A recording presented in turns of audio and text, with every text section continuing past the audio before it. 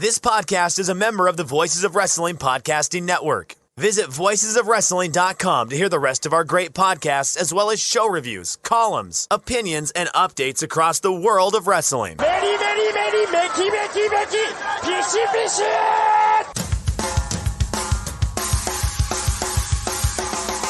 You are listening to the Flagship Podcast with your hosts, Joe Lanza. This show is so good that I would rather listen to my own show that I recorded an hour ago in full than listen to that. These people don't know what they're talking about. And they're paid professionals. And Rich Prage. Then you listen to other wrestling podcasts and they all stink. Except for the ones on the Voice Wrestling Podcast Network. All those are good, but every other one stinks.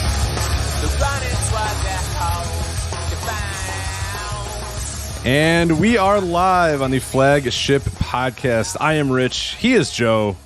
Joe, what's happening? How are you? How are you? I am doing great. The last show of 2022. The last show of our 10th year, right? Didn't we celebrate our 10th anniversary earlier this year? That's seems so long ago. Entering year 11 of this show. Good God. This would be the 11th year of the show that we just completed, right? Oh man! So we had our 10th anniversry. Did that signify? Yeah, you're right. Okay, you're right. Yeah, because if 2012 was the first year, this would be year 11. Ah, okay. That we're completing. We're completing year 11th, entering year 12. Right, because we did the correct 10th anniversary. We didn't do WWE style anniversaries. Yes, you're right. I hear. Here I am being Michael Cole. I've been corrupted by my youth of Michael Cole and Vince McMahon telling me the 25th anniversary of WrestleMania is WrestleMania 25. When no, in fact, it is not. It's the right. Okay, you're right. But most of their fans are so dumb they don't know the difference. Myself included, apparently. So yeah. I've lost myself into WWE math. But yeah, there we go. So we are entering our 12th year of doing this just dumb show. This is the worst show ever, but it's also the greatest show ever. So now I'm putting myself over as so smart. Was I sitting here counting on my fingers? Yes, I was. Maybe, yes. Just to make sure you didn't also sound dumb. And then we had somebody in the chat go, actually, it is. Yeah, no, there you go. So that the swink. Yeah. Poor the swink. Off to a great start already. Bearing our fans. Our show sucks. We don't know how long we've been doing it for. Yeah, it's growing great. Yeah, it's WWE fans are dumb. Yeah, we're just well, I hit them all. Bingo card. The bingo card will be full by the end of the year. If you're playing along at home with a flagship bingo, you're filling up quick. I'll tell you that. It is. Someone should make that one of these days. It'd be pretty funny to see what they. Oh, people have made those in the past. I know that. One of our listeners, Suplex Berry, made one time. She made one, and other users have made those as well. That was probably 2 or 3 years ago, but every now and then that topic comes up, and people come up with a flagship bingo card. So now that we mentioned it, we're going to get flooded with them over the next week. You know that, and right? that's fine. That's okay. I think we'll and the best of the best will emerge, and we'll all know which the best one was for sure. Yeah. But yeah, no, this we hit a bunch of them already. We've definitely hit them. But yeah, it's gonna be a fun show tonight. I think we have a lot to get to here. We of course have Wrestle Kingdom 17 coming up in just a couple of days here, January 4th. We got to preview that show top to bottom as we always do. Dragon Lee signs with the WWE, a pretty decently big story, I'd say, of Dragon Lee announcing at AAA's Night of Champions show yesterday that he has signed up with WWE and will be joining NXT in January. Dragongate's Final Gate, you and I both watched that, their Christmas Day show. Noah's got their New Year's show, highlighted by Kento Kiyomiya and Kano, as well as the Great Muta and Shinsuke Nakamura. A double main event, Joe, but as we'll touch on. If you're trying to think, man, I wonder which match is going to go on last. Well, they've announced it, and you know which match is going on last. It doesn't take a genius. If you've listened to this show or you followed Noah in the last 2 years, you know goddamn well which match is going on last. Anyway. And then RevPro's Uprising show from last week or 2 weeks ago. I forget exactly when the date of that show was, but we're going to cover that show. We both watched it. A little check-in on RevPro to finish out their year, which I think has been an up and down year for RevPro, but I think ended up on a pretty good note with a pretty fun show, Uprising. But I do want to start this week's show, Joe, with a brief, what we're going to do here, actually, I say brief, but we're actually going to spend 2.5 hours recapping. Yeah, brief. I'm going to try to make it as brief as possible. We very well could spend all 3 hours doing a recap of the year that was 2022, one of the most insanely weird, crazy, strange years in wrestling history. But I think we could try to keep it brief as we can possibly keep it for what it was just an insanely big year with tons of stuff going on, crazy things.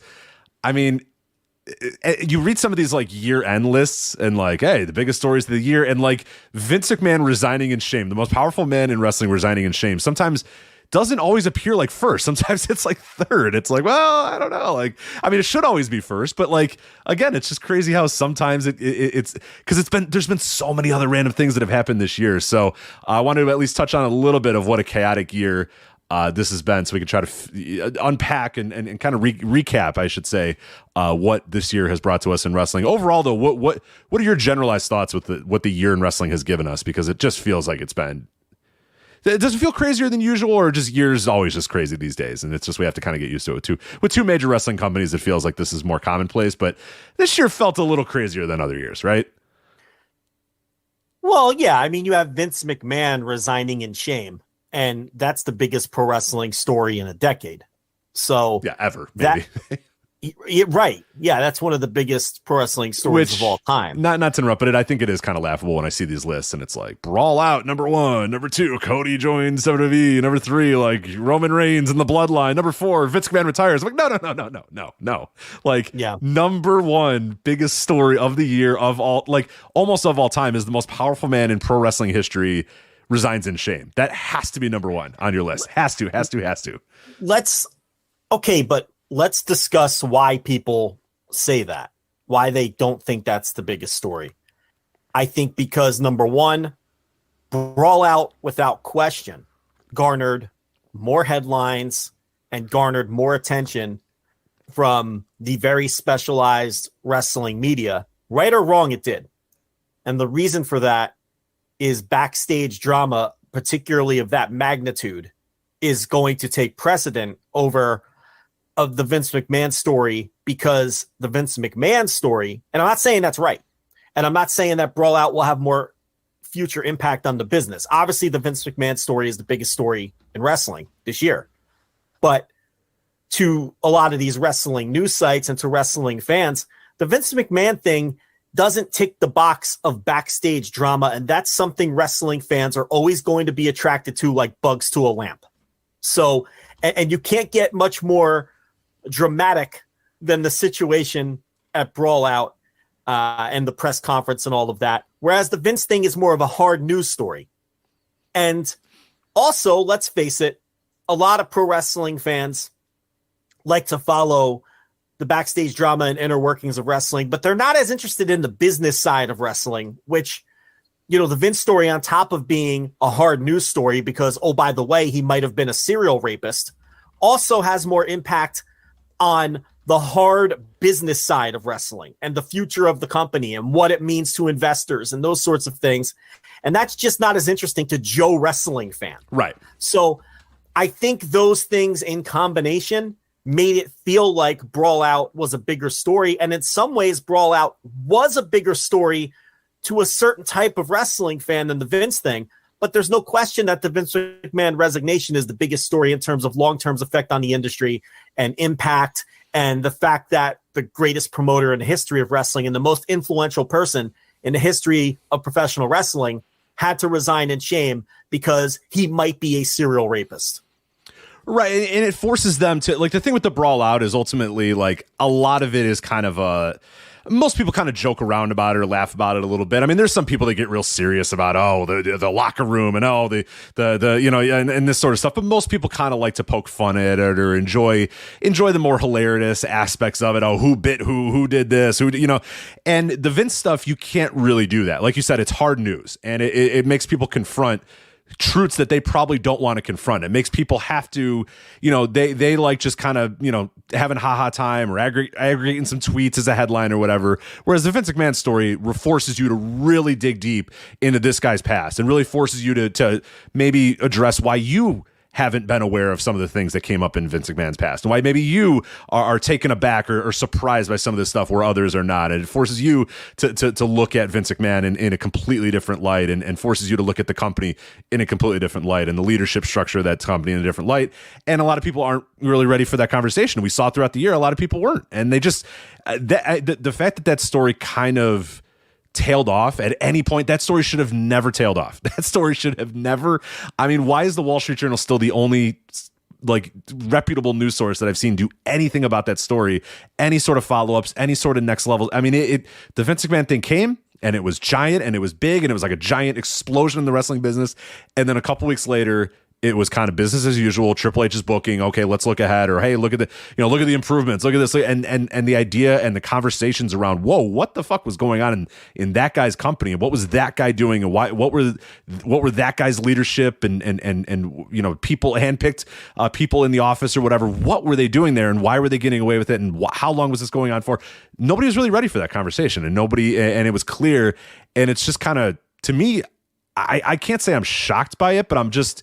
I don't know. I guess I sort of expected this in a way, but I also kind of expected this to be a big moment where everybody kind of took a deep breath and went, okay, now we got to get serious about this. And people really didn't. I mean, with the lone exception of a few different people, your David Bixen spans, your Wall Street Journals, as I said, a lot of other people just kind of went with whatever the next sexy story was going to be. And then Brawl Out happens, and now that's the story that people just can't get enough of, because it's easy, it's more palatable, it's for what it's messy drama, but it's messy drama where nobody truly got hurt, more in a big picture way, whereas the Vince stuff is so icky and so just I don't know. I think I wanted to believe people would report on it better, but they just, I mean, Vince resigned and kind of cut the legs off the story, number one, because a major part of the story would have been, is this guy going to stay or is he going to go? Well, he went. And number two, it really exposed the amateurism of wrestling, of the wrestling media, because I think a lot of these people were just afraid to touch it. They don't want to say the wrong thing. Quite literally, some people saying they were afraid to touch it and they didn't want to because it made them feel bad. Well, yeah. Okay. And then there's that aspect of it, which was going to be my third thing, that there's a lot of Vince McMahon hero worship. If you remember the aftermath of the Pat McAfee interview, it shined a gigantic light on the hero worship of this man and how so many people in the wrestling media just hold him in such high regard as this legendary figure who they have so much respect for. And I think a lot of these people, a lot of these absolute frauds in the media, if they were given truth serum, I don't even think his resignation and some of the stuff that has come out the light has changed their mind regarding that, which is kind of shitty. But I unfortunately, I think that's the truth. So I think in some cases that people didn't want to go heavy on the Vince story simply because they don't want to. First of all, they don't want to. They don't want to bash WWE too hard, and they want to continue cheerleading that company. And number two, they hold Vince in high regard, and they kind of want to sweep that kind of story under the rug, and not necessarily sweep it under the rug, but maybe not hound on it as hard as they could. Just not treat it with the severity that it is. I mean, this guy they're not equipped to either, right? And honestly, they're not equipped to. You want Chris Van Vliet to really do that? I mean, what's he gonna? You know what I mean? I mean, you have guys like him who just do Entertainment Tonight style. You want Denise Salcedo to go in on? I mean, these people, that's not what they do. But there's too many of those and not enough David Bixen spans, and that's the problem in today's. Correct. Right. And then there's you could a lot list of 17 different names of that window of that pocket. And I keep going back to the same two names, in the other pocket. Right. Your Dave Meltzers, your Mike Johnsons, your Wade Kellers, David Bixen spans. I'm running out, I'm not even sure someone like Mike Johnson's equipped to handle a story like this, other than reporting hard facts, which he does very well.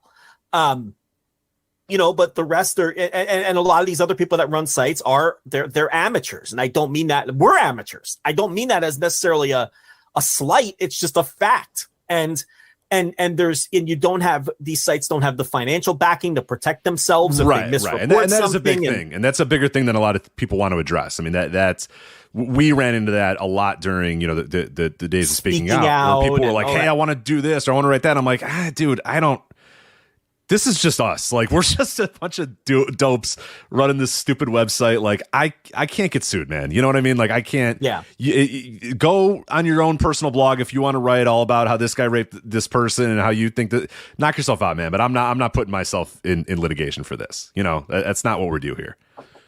Yeah, I mean, we talked about it on the shows and addressed it and everything. But again, there's situations like that where we don't have a lawyer on retainer. We don't have backing we don't have a support staff of people who vet a legal team. Hey, we run this article by our legal team and see if it clears. No, I'm the you know what I mean? Like, you and I are the legal team. I'm the legal team. And we're kind of drifting off course because I don't think anyone expects Voices of Wrestling to dig deep on the Vince allegations, but there's certainly sites out there that that you think that do report hard, but they're just not equipped for this. And I think that's part of the reason too, that it may have felt like not quite as big of a story as something like Brawl Out, where nobody in the wrestling media is afraid to report any whisper they heard about that, because there's no fear there. There's nothing to be scared of. The worst that's going to happen is Tony Khan or a wrestler is going to come into your DMs and call you an asshole and say that you're a liar or that you got something wrong. And these sites are willing to deal with that, and they're equipped. And this is they're two different kinds of stories, and one is simply more attractive to the common wrestling fan than the other. If Vince came back on Raw or SmackDown tomorrow, he would get a standing ovation and a thank you, Vince chant. Yeah, and we all those bows. No Chance in Hell would play. They'd cut to the fans doing the bows. And then he'd have the microphone. He'd be choked up, and as the music dimmed, he would start hearing "Thank you, Vince" chants. For sure, I'm positive of it. 100% positive of it. Yeah, that's absolutely what would happen. And anyone who thinks it wouldn't is absolutely out of their minds. So people just want to have a see no evil, hear no evil thing, and speak no evil when it comes to Vince. And but in terms of a real world story, I mean, that's a big real world story. In the real world, nobody even knows what Brawl Out is or what happened, or that, okay, some wrestler isn't coming back to, that it's meaningless in the grand scheme when it comes to that. Maybe you could extrapolate it to whether Warner Brothers Discovery gives them a new TV deal or that they lost their biggest star. Okay, from that perspective, maybe. But yeah, the Vince story, very clearly the number one story in wrestling this year. And then Brawl Out would probably be number two. Yeah, and obviously mentioned Brawl Out as a big time one. Tony Khan purchasing ROH it set the stage for a very important last couple of months for AEW. A very interesting last few months for AEW as they try to navigate pushing that promotion, trying to get a TV deal, building to Final Door or Final Battle, all that sort of stuff going on in the last couple of months of AEW. But I mean, a big time thing, him saving Ring of Honor. I mean, if Ring of Honor, had he not purchased it, I mean, I don't know where is Ring of Honor right now if he doesn't purchase it. I don't know. It's either it's a video library under the control of Paul Levesque is what it is, more than likely. Or if someone else had swooped in to purchase it, it would promptly be out of business already. Because as we saw, if Tony Khan can't get a television deal, some newcomer with no track record wasn't going to be able to get a television deal. And without a television deal, there, it essentially is going to struggle to exist unless it's owned by a billionaire who can put it on who can park it on a streaming service for a little while until the next round of negotiations come up, which is what's happening now. So to answer your question, if Tony Khan hadn't purchased it, it would be dead. Whether it would have died immediately if WWE bought it or whether it would have died later because someone else gave it a go is kind of immaterial. At this point, it would be dead. Tony Khan ran 3 really excellent pay-per-views, I thought, with the Ring. And those were the only 3 Ring of Honor shows this year. I thought the pay-per-views were all very good. They had 3 of the best matches in wrestling this year with the Briscoe FTR matches. He failed to secure a television deal. According to Dave Meltzer, he didn't even attempt to shop it elsewhere, even though he had the right to. So good on Dave for doing some journalism, which those absolute idiots in the room that night didn't bother even attempting to do. No, I'm still disturbed by that. I'm still annoyed by it. Yeah, it was an all-time bad. The best part of that entire thing was him just prodding for somebody, please, to ask him about New Japan. Please ask me about negotiations and New Japan, and nobody asked. I mean, Tony must have said a half dozen times in his long diatribe, I value my relationship with my television partners, the most important relationship I have. Because he thought someone was going to ask whether he negotiated outside of, and then all of that bluster was to set up him saying no. Because as I said, I respect Discovery Time Warner so much that that's what he was doing, of course. And then nobody even bothered asking the question. Well, the point here is in the Observer, it was either this week or last. It doesn't matter. Dave got the answers. He didn't shop it anywhere else. He only shopped it to his current television partners, which is an interesting play by Tony Khan, because maybe he could have gotten some shitty TV deal somewhere and offended his new overlords that are running, Time Warner. Is it Discovery Time Warner or Time Warner Discovery? I think it's Time Warner whatever. Discovery. Yeah, Time Warner Discovery. Sure. I'm sure it'll change names in a year. I'm sure again. So whatever. Yeah, they'll merge with Viacom or something, and it'll all change again. So and he's going to wait it out and see if he could sell it as a whole package deal with All Elite Women and the reality show that they're filming and all of this. So it's an interesting play on his part. But yeah, that's also a major story this year. And as someone who was a huge ROH fan during certain incarnations of its timeline, I'm happy that Tony Khan was enough of a wrestling nerd to keep it alive. I'm looking forward to it rolling out next year and following it. And then eventually, I think eventually he'll get it back on TV in some form. Maybe he'll get impatient with Time Warner Discovery and then eventually shop it elsewhere once he's done walking on eggshells and he feels like it's safe to do so. So at this point, with a set of new overlords he's not familiar with, maybe he just doesn't want to offend people and feel like he's trying to compete with them. Or, and compete with themselves. And maybe he needs to establish relationships there first. But great pay-per-views. And ultimately, it's probably not worth it either to do that. Like, whatever value you were going to get from a Ring of Honor TV deal, which, let's be honest, was probably not going to be super, super valuable. You just wanted somewhere to put it because you wanted to, be able – just something. Like, you weren't going to try to turn a huge, huge profit with that TV deal, but you just wanted some money to air it somewhere is all you were looking at. But – do you want to really piss off what could potentially be your big giant bag of money that you can get for AEW? You don't. You know what I mean? Like, you want to kind of wait and if that is the case and if Discovery does eventually decide or Warner Brother Discovery, whatever, does decide to re-up with AEW, now then it makes it a little bit cleaner to just get both of them involved in it and get Ring of Honor on whatever channel you want or whatever one of the side channels. But I agree. Ultimately, I think it was probably a better idea just to say and just to wait it out and just say, you know what, it's not worth getting a shitty TV deal to piss off what could potentially because that will kill you. That will hurt your company. You know what I mean? That will hurt / kill your company if you Discovery says, yeah, we're good. We don't want to re-up with you guys. We're good. You kind of pissed us off and we're moving on. That can kill or hurt that company completely. Nothing's. Yeah. I mean, right now, does it hurt or kill ROH that it's not on a TV? I mean, it doesn't help it, obviously, but ultimately, you stuff it onto a streaming service for a little bit, and then you come back at it in another year or so and see what happens. But you definitely do not want to piss off your overlords right now. Not a good time. It is Warner Brothers Discovery is the official name of the company, by the way. Warner Brothers Discovery, WBD. Yeah. So, what else we got on this? So, I mean, I guess we do have Brawl Out. I don't know if you really wanted to touch on that anymore. I feel like I am not relitigating that.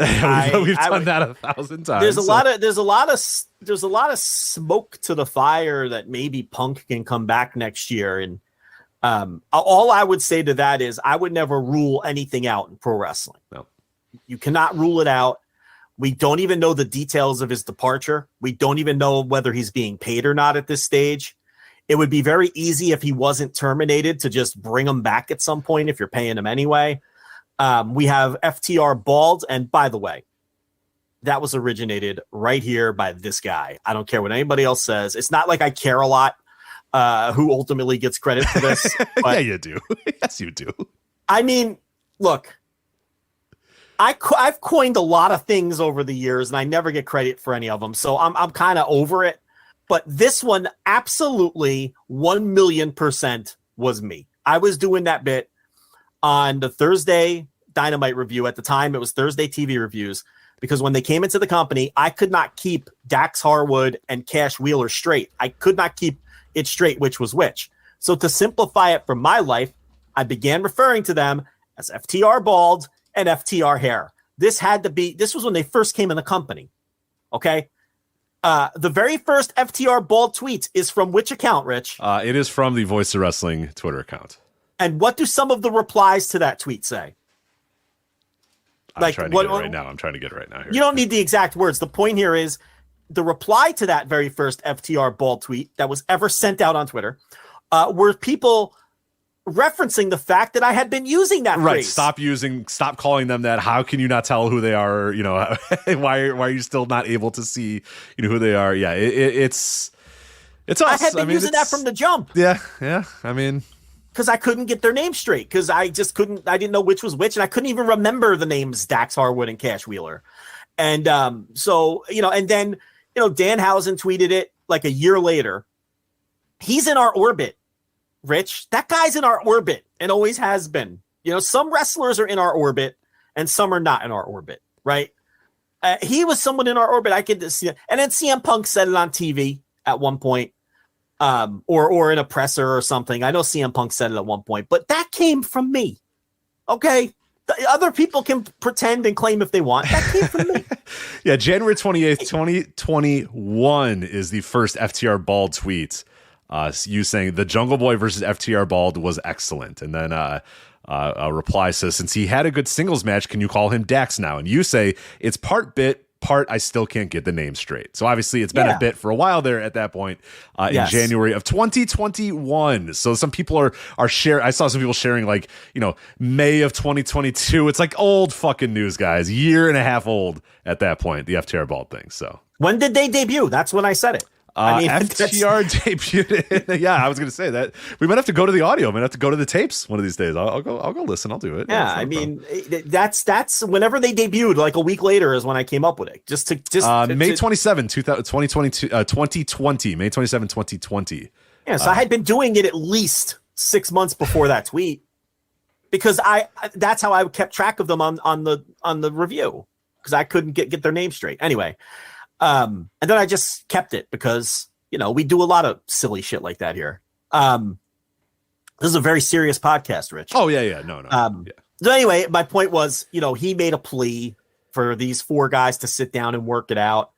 And I think most people realize FTR is very much on friendly terms with CM Punk. But listen, I know for a fact that there's people in that company who don't give a shit who's right or wrong, don't care about any of the drama, and really wish that all of these guys were just back in the company, including Punk, because they like Punk. They don't give a shit what the beef is between the Punk and the Elite, because it's none of their business.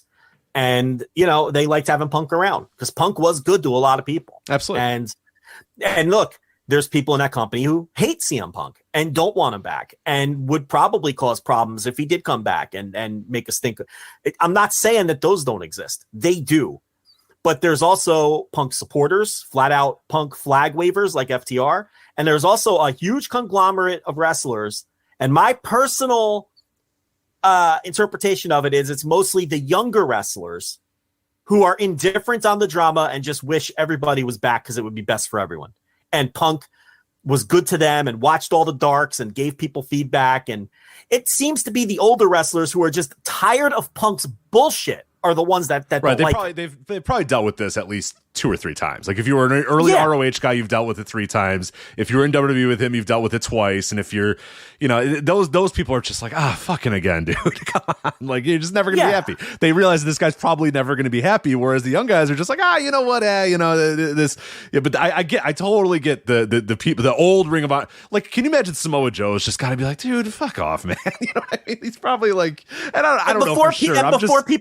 Before people run the Reddit, he's just making an example. I'm just making an example of a guy who's seen the ups and the downs of a CM Punk over the last 20 years, and it's probably just like, come on, dude, just like. Well, we know that Jericho doesn't like him. There's one that you can use. I mean, so it's like that. My interpretation is the older wrestlers have had enough of him, have had enough of Phil, and look, the younger wrestlers. Look, Here's a guy who's watching Dark. He's giving him unsolicited advice and trying to help him. He's buying him fucking Starbucks gift cards. I mean, to them, he's just all right. Also, the company made a lot more money when he was there, and they were selling out buildings like crazy, and TV ratings were up. So, yes. Which also was a nice little caveat to the whole thing is, wait a minute, our business is exploding. So that's pretty good. And there's a bunch of wrestlers there who probably really wanted to work with him, who grew up watching him and were excited to get in the ring with him and work a program with him and all of that. And that got taken away from them. So, and I'm not saying that's the majority of the locker room. All I'm saying is there's people on every part of the spectrum in that locker room regarding Punk. And you cannot write off a return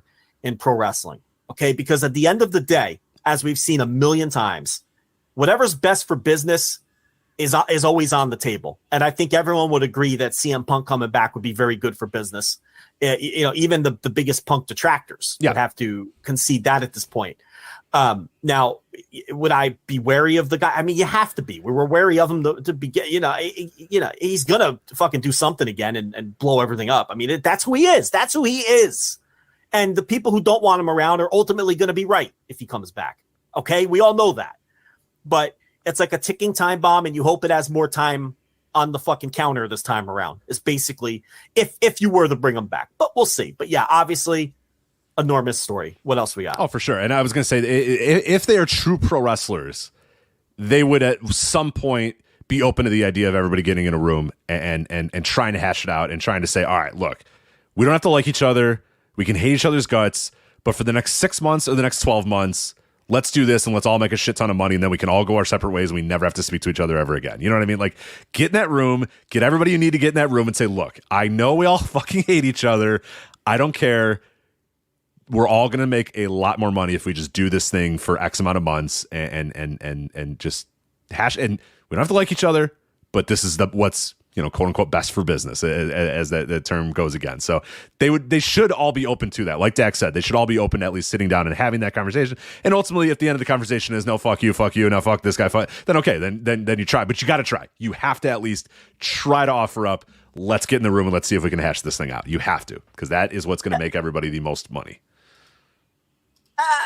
A sit down is what you're asking for here. Yeah, just, an old school mafia sit down. Yeah, right. Get in a room. Yeah. It could be a big table. Maybe make it a big table, just in case. Maybe not a small room. Maybe a big table. And one, Punk's camp can sit at one side. And the Bucks and Kenny can sit at the other. And Tony could be in the middle. You know what I mean? You want to bring Colt there? Bring Colt there. He could be like 3/4 of the way down the table or whatever. Big table. It's a big table. A lot of chairs. Rich. It's got to have like 20 chairs. Only like 10% of the chairs are occupied. But you need the chairs there in between just in case. This is not for you, Rich. But this is for a lot of listeners. You just can't have TK pull a little Carmine and say, your friend Colt, whatever happened there, because then it's all going to blow up. Right. Okay. So that's not for you, Rich. That's for some listeners are going to pop for that. If the big seat listens, he's going to pop for that. But you have your sit down. Just don't pull a little Carmine and don't bring up Colt Cabana. That's all. All right. Other ones, Forbidden Door. Remember that show? That was a pretty good show of professional wrestling action. A completely wild build to it as Punk got hurt in the build. They had to completely change the entire card. Everything had to go around. And the end result was essentially, one of the greatest wrestling pay-per-views of all time. So worked out pretty good. And I think that was just a very interesting story of the New Japan AEW relationship. One that felt impossible when AEW began, and then obviously cooled off to the point where they did a joint pay-per-view in America that blew the fucking house. I mean, it's just an incredible show, all-time great show, especially given all the ups and downs and bumps in the road to get there. They got there and they delivered just an incredible top-to-bottom pay-per-view. Yeah, Forbidden Door was a gigantic, massive, glowing neon L for a lot of people because a lot of people were convinced it was going to fail. All of the injuries and the strife leading up to the show made a lot of people who were excited about it even think that it wasn't going to work. And then they drew $1 million gate, a sellout crowd, did a ton of pay-per-view buys, did incredible business to the point where it's now being added as a 5th pay-per-view on the calendar. So Forbidden Door was nothing but a massive success. And, oh, by the way, it was the best pay-per-view in wrestling this year. Sports Illustrated readers just voted it the number one pay-per-view of the year. Your boy Stat Guy Greg, not happy about that. I don't know if you saw that. He was apoplectic with the idea of Forbidden Door being the best pay-per-view of the year. We got to work the cheap heat in here as we usually do. And Stat Guy Greg was not happy about this. He was not so happy mad. as an understatement. He was so bothered by it. Yeah. His wrestling sensibilities were violated by the very idea that people would think this is the best pay-per-view this year. Well, it was funny War because Games. He listed War Games. Yeah, as an option. War Games, Joe. We watched that.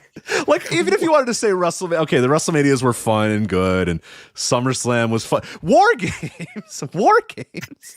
Yeah. Excuse me, Stack Guy Greg? War Games? Yeah, I can't believe he name dropped War Games. Games. He also name dropped WrestleMania either night, and night 2 it has like a 6 on Cage Match. Like that wasn't a good show. Like what are we doing? Yeah, Stat Guy Greg is not happy about this. He said that there's no way Forbidden Door was the best show of the year by any metric. First of all, what metrics is he looking? What are these metrics that we're not like? Are there metrics that determine what's he using? I would imagine by like raw pay-per-view buys, if we're talking about people purchasing on pay-per-view. I mean, AEW definitely any AEW pay-per-view beats any WWE pay-per-view. So, all right, well, let's go down the metrics. Okay, pay-per-view buys. Pay-per-view buys. Forbidden Door beats any WWE show because it's not even fair because they're PLEs now and they barely run on pay-per-view. But that's a metric, right? That's a metric, yeah. How about cage match ratings? Would you consider that a metric? Sure. Let's go with it. Yep.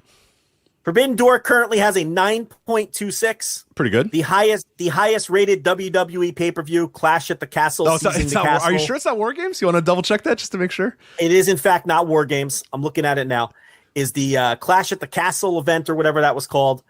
And that's a 8.22, Rich. And no other WWE pay-per-view this year is less than 9.2. Yes, and no other WWE pay-per-view is over the 8 barrier. They're all 7 or lower for the rest of them. So that's a metric, right? I mean, I would consider the cage match ratings a metric. How about this metric? The voters for the SI Best Pay-Per-View of the Year poll. The 51% of the people at Sports Illustrated who felt it was better. Yeah, so I don't know what this guy's talking about by any metric. What he means by that is, by my opinion, this was not the best pay. There's no metric. What metric is he citing? There's no metric. There's no metric, Rich. No, he's very angry about this. And, of course, he named all WWE shows that would have been better. He didn't name any other AEW shows. He didn't name a big New Japan show. No RevPro York Hall show that he felt was a little bit better. No. Maybe he liked one of those Impact fucking Hard to Kill. Yeah, he really liked Emergence. He really liked Emergence, but felt that, maybe it should have gotten some love. Yeah, maybe Noah running Budokan or something, or maybe he really liked, nothing like that. Maybe he liked GCW The World. Yes, right? Yeah, without the O, yeah. Yeah, without the vowels. Right. But no, all very mediocre. Cage of Survival. He wasn't a huge fan of Cage of Survival this year. So. No, he did cite SummerSlam with like 2 good matches and a bunch of filler. He did cite that as War better Games. than Forbidden Door. He said War Games. Yeah, War Games, so bad. Yeah, very gotten to. Oh, it's man. Yeah. I mean, listen. WWE put out their top 10 wrestlers of the year and had Seth Rollins number 1. Okay. Spoiler alert. Apologies to Alan, who works very hard on the FSM / Voices of Wrestling 50, which is coming out when, Rich? Next week? Pretty soon. Yeah. Got to get the finalized list from Alan, but hopefully pretty soon. I of course I don't vote in it, neither do you, but hopefully the secret panel. Yes, the secret panel will be done compiling their secret list, and we'll figure out who the secret number 1 is. So, spoiler alert, and apologies to Alan. Seth Rollins didn't even get a vote. I'm actually looking right now. I'm looking right now if anybody said, hey, because I'm privy to the email conversation. Even though I don't vote, they at least let me in on the conversation so I know how to. Did he get it? Listen, I know he's not in the top 50, but did he even get a single vote? I don't think he may have gotten a vote. That's what I'm trying to figure out right now. Yeah, so he was on 3 ballots. All right, so he got 3 votes. Average And rank didn't was make the top 27.7, so a little higher than 1. Highest rank 20. Somebody ranked him 20, and that was the highest. And the rest of the voters didn't even make the list. But, if I was making a list, Joe, just to let you know, if I was making a list, which of course I do not, I would not rank Seth Rollins in my top 50. No. If I were hypothetically making a list, Rich, which of course I am not part of the secret panel, I too would not have him in my hypothetical top 50 list either, Seth Rollins. But Sports Illustrated, Barrasso had him number 1. But that's not enough for Stat Guy Greg to have. He needs that show of the year too. He just went fucking apeshit over a non-WWE show, somehow winning Best Major Show of the Year, even though rave reviews, like even the most ardent skeptics of AEW were like, oh man, that hit it out of the park. That show was fucking great. So they just want it all, Rich. They want it all. They don't want to share a crumb. And by the way, that Barrasso list was fucking garbage. Okay. I didn't even look at it. I just assumed it was. At this point, I saw Seth Rollins won, and I clicked out and said, I'm good. I think I'm okay. Masha Slamovich, number 10. Masha Slamovich is the 10th best wrestler in the world, Rich. Well, I'm sure. Well, then I'd imagine if she was the 10th best, I can imagine all the, I've been, keeping one eye on the Joshi scene this year. I'd imagine that top 10 must be filled with other Joshi wrestlers then. Not a single Joshi wrestler on the top. Well, weird. So she's the highest ranking woman of the years is Masha Slamovich. No. Bianca Belair and Jamie Hayter were on the and Jamie Hayter were on the list. But here's what Masha Slamovich was. I'm going to tell you exactly what this was. Justin Barrasso does not think that Masha Slamovich, nice little wrestler, by the way, was the 10th best wrestler in the world this year. This is what this was. It was the number 10 spot. It's totally political. He rubbed his chin in those Sports Illustrated offices, sitting next to Frank DeFord and and Dr. Z, right? You're trying to think of Frank DeFord. Yeah, he's sitting in a cubicle in between Frank DeFord and Dr. Z. I'm currently looking if Frank DeFord is alive or not. No, he's not dead. He's been dead for... he's a tough get these days. He has been dead since 2017. So hopefully he's not sitting next to Frank DeFord. That'd be weird. Dr. Z is dead too. Dr. Z, I think, died in the 90s, right? But Rich, if you can name a current Sports Illustrated writer, more power to you. I cannot. I cannot. Ken Rosenthal or something? I don't know. I don't think he's there anymore. They pretty much gutted their entire staff. So I do not know any. Well, he was Fox. He was Fox anyway. True. Yeah, I don't know if that's a great question that you bring up. Is I don't. Who's their baseball? Jonah Carey, or is he in prison? Oh yeah, he's in prison. Yeah, I think he's in prison. Yes. Beating his wife. He's never getting out. He's going to be in jail a long time. Nah, it's a bad dude. Yeah, bad dude. Real bad dude. Those stories are horrendous. Let me just hide my books that I have from him. Great writer, but not great. Not great at all. Rich, you're canceled. Join the club. Yeah. So anyway, here's what Jack Barrasso did. Jack McCallum's still there. Jackie McCallum's there? Not Jackie McCallum. Jack McCallum, the old guy, old white dude, wrote the Dream Team book. Who's Jackie McCallum? Who am I thinking? You're thinking of Jackie McMullen. Jackie McMullen, the Boston basketball writer. Yes. Part of that whole Jesse Collins thing, like he's pals with all them. McMullen and of Bob course, Ryan. It's all the Boston people. Bill Simmons. He watches football on the weekends with all of them. Did you know that? He's with that whole crew. Yeah, they just sit there, and Bob Ryan with his weird teeth. His teeth I've interviewed Bob Ryan before. He's a very nice man, so leave him alone. He does have weird teeth, yes. Unless he's got teeth like Dink. Remember Dink? Not Dink, the other clown. Sleazy, maybe? One of them had really pointy yellow. Sleazy, Queasy, Doink, Dink, anyway, and I forget there was the other one, yeah. One of them had razor sharp teeth. It was the thing of nightmares. But what Barrasso did with this number 10 spot was he rubbed his chin and he said, well, have I covered all bases politically? Do I have some WWE? Do I have some AEW?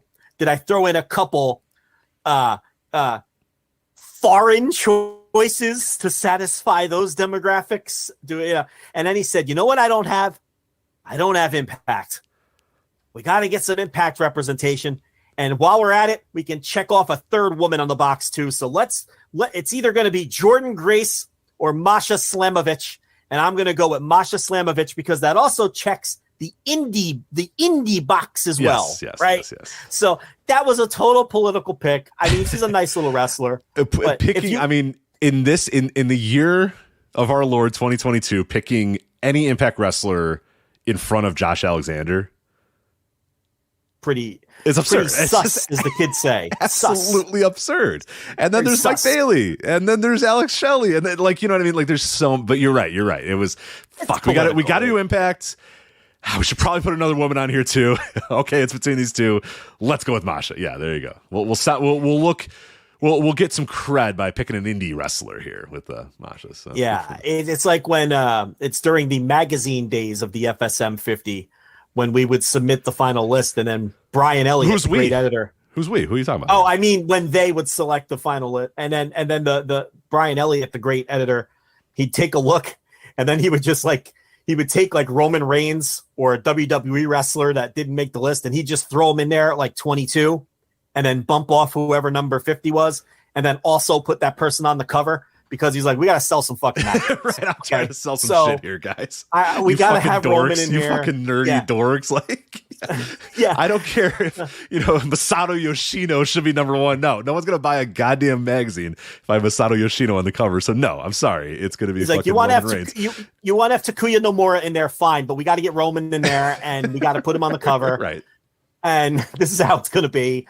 And he would just wedge him in there at some random number and bump everyone else down to the spot. And he's the boss. And that's the way we go, So that's kind of like what happened here. But stat guy Greg Rich, he just wants it all. He's very greedy. He wants War Games to be the show of the year. He can't deal with the fact that the Sports Illustrated readers have spoken. I mean, and they picked for, which is a valid winner. I mean, it's a great fucking show. The show was incredible. Anyway, what else was a big story here this year? Big stories this year as well. Ric Flair, remember when he had a last match and he nearly died, and then everybody was like, hey, he's going to die in this match.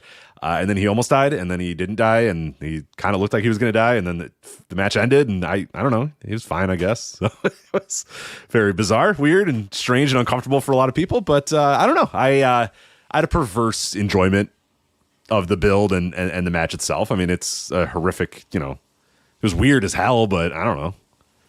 I kind of enjoyed watching it. I mean, it was sad as fuck to watch, but also it's wrestling. I don't know. Did you ever end up actually watching that match? Yeah, I watched it. Yeah, of course. Like, what do you know what I mean? Like, do you have the same vibe I had? I mean, I don't know. I my stance. I don't get off on watching old guys wrestle, even if I thought they had great careers and I was fans of them. I'm done with that. I want to watch new people wrestle. I want to watch people in their prime wrestle. I don't get off on this Muto stuff. I did the Liger thing was okay, but it's like, because he could still go a little bit. That's a little different. Like Flair, like this old decrepit version of Flair. People get into watching like Fujiwara, who looks like he's so brittle he's going to turn to dust when he gets in the ring. I have never been into that. So I don't know if I want to reminisce about the great Ric Flair. I'm going to go watch something from 1983. I'm not, you know what I mean? I don't want to watch him struggle through a match and almost die against Jay Lethal in 2022. Right. So I'm the wrong person to ask.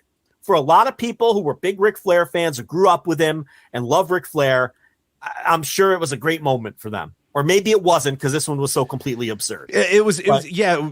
I didn't enjoy it in the sense that like I was watching Ric Flair, but like there was this weird perverse, like, how are they going to get around this match? Like, how are they going to do this? Like, what are they doing? Why are they doing this type of thing? And I thought Jay Lethal, like, it was one of these things where I got really into the dynamics of like, what is Jay Lethal thinking while he's in the ring here? What is Jeff Jarrett thinking while he's in the ring here? What are these guys thinking as they're trying to maneuver around this guy and make sure whatever they do, they don't kill him? Because he is on multiple times on the verge of very, very serious whatever the hell's going on in his body. And it was like, I thought it was masterful performance by all of those guys trying to work around that and trying to kind of, maneuver around this almost quite literal corpse of Ric Flair in this match. So that's where I got kind of a perverse enjoyment out of it. Not necessarily watching Ric Flair nearly die in the ring. That didn't do much for me. But it was weird, and I'm glad we're past it.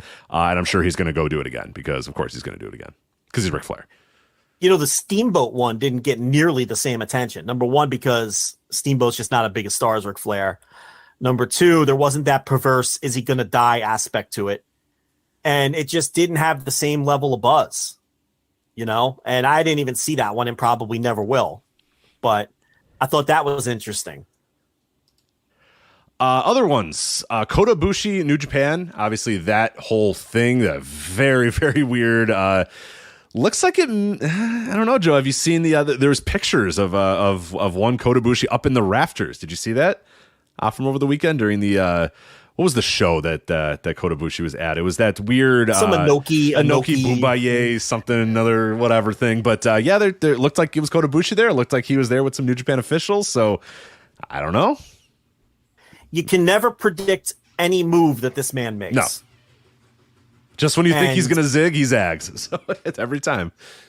This could have been an attempt at a reconciliation. This could have been he was their guest and they're hammering out the exit strategy since his contract's come and due. This could have been Kadani getting a whiff of cyber agents sniffing around and thinking, because they think Bushi Road feels they are operating like they're in a war with cyber agent, with Noah and DDT and all those collective promotions under that umbrella. They are treating this like they're in a wrestling war. So it's also possible that, news broke here, by the way, that they're negotiating with Ibushi, and maybe Kadani's like, maybe we can make this work simply to keep him away from them. I don't know. But when it comes to Ibushi, you can never predict anything this man is going to do. So who knows? And obviously that was seen throughout 2022, where he then went on just, obviously he goes away for a while. Then he starts tweeting out about the Yakuza and his mom's attempted suicide. And I was like, oh my God, what is going on? That felt like a wild story for a while. That felt like that could have gone in so many more wild directions than it did. And thankfully it just kind of stopped and went cold, and everybody kind of went their separate ways, and everybody sort of cooled off a little bit. But good Lord, there was a week there where it was like, if this guy keeps doing what he's doing, like, this thing is going to be bad for a lot of people. It's going to be bad for the entire Japanese wrestling scene if this guy keeps on tweeting out about this stuff and keeps on saying these sort of things. This could have been a mega story, but it ended up, just kind of being a, hey, wow, this guy's being crazy for a weekend, and then it kind of cooled down a little bit. But it got wild there for a bit. It got wild for a while there. Yeah, and it still is unresolved, and we'll see where it goes. It's going to take us into this year. He's going to wrestle somewhere. Mm-hmm. Soon. Yeah, wrestle somewhere very soon as well. Sasha Banks Naomi walk out of WWE, throw their titles on the ground, walk out. The next step of whatever Sasha's going to do. Hopefully see that in the next couple of days. Naomi is still TBD, but that was a really big story. The champions, Sasha Banks being one of the biggest stars in that company, threw her titles on the ground and told Vince McMahon to go fuck himself and left. And that was it. And then got called out on television about it. Yes, and then never to return. And somehow wiggled her way out of her contract. So some savvy negotiating by someone. Yeah, that will probably be a bigger story once we finally see her appear somewhere else. It's going to be, oh, wow, okay, she got this done. Like, she left, she actually did throw those titles on the ground and leave and maneuver her way out of her contract. So yeah, that's a story that, like, I think will add relevance a little bit more in the next year as we see what ends up happening with Sasha. But well, she's the boss. Yeah. She's the boss, Rich. Not in New Jersey, though. She's not the boss. No, not one place she can never replace the boss. She cannot be the boss in New Jersey. Okay, that's that. But everywhere else, she can be the boss. Cody Rhodes leaves AEW to join WWE. Obviously, that was a mega story when it happened. One of the big, because what that was all about, more than just Cody Rhodes joining WWE, which was big on its own, but it was like the first rebuttal from WWE in this war. Like, the war had been the talent war had been kind of one-sided. A lot of people leaving WWE to join AEW. Person after person leaving WWE to joining AEW. Now you get a big-time star in AEW joining, leaving that company to join WWE. And it's also one of the guys that founded the fucking company. You know what I mean? One of the main guys, one of the top tier guys, one of the guys that was the face of the company, leaving to go back to WWE. This was a huge momentum swing in the way, this quote unquote pro wrestling war. This was This is big. This is a monumental moment in this war as WWE took their next big shot at them and kind of their rebuttal, their counterpunch, whatever you want to call it. This is a big deal, and it moved business. It moved tangible business when it happened. Cody Rhodes comes out at WrestleMania. Things start doing well. Houses do well. Pay-per-views do well. I mean, they're doing the countdown clocks on the show. Remember the Cody countdown clocks on those shows? Yeah. They'd have a Raw and say, Cody Rhodes is coming in an hour and 14 minutes. And it's like every commercial break, it's like, ding, ding, ding, ding, ding, ding. We're counting down to Cody. It's like, and it worked. And people watched. And people would stick with the show and watch it. And his quarter hours are doing well. I mean, a tangible business mover and a big time story. And then obviously he gets hurt right in between right in the middle of it. And it might actually help him a little bit because he's going to come back now whenever he does come back, whether it be the Rumble or Mania or whatever it's going to be. And he's going to be a gigantic megastar again and not have the kind of stink of being on WWE every single week. But yeah, huge story. It not only just for Cody, but also for the Pro Wrestling War with Cody Rhodes leaving AEW to join WWE. And a smart move by Vince because Cody is basically a giant billboard facing in the direction of the AEW locker room, telling everybody in it, if you get over there, we will treat you like a star here. And we didn't know that would be the case until Cody made the jump, right? There was some uncertainty there because no one had made the jump yet. Cody was the first person to make the jump in that direction. Plenty of people made the jump the other way, but you had a locker room full of people not knowing whether Vince and the WWE were going to respect anything you accomplished there and consider you a television star. Well, Vince very wisely, by positioning Cody as one of the biggest stars in the company and putting him definitively over Seth Rollins, 3 matches to none, and pushing him in the manner he did with the countdown clocks and the big entrance at Mania and everything else, that was a very savvy move.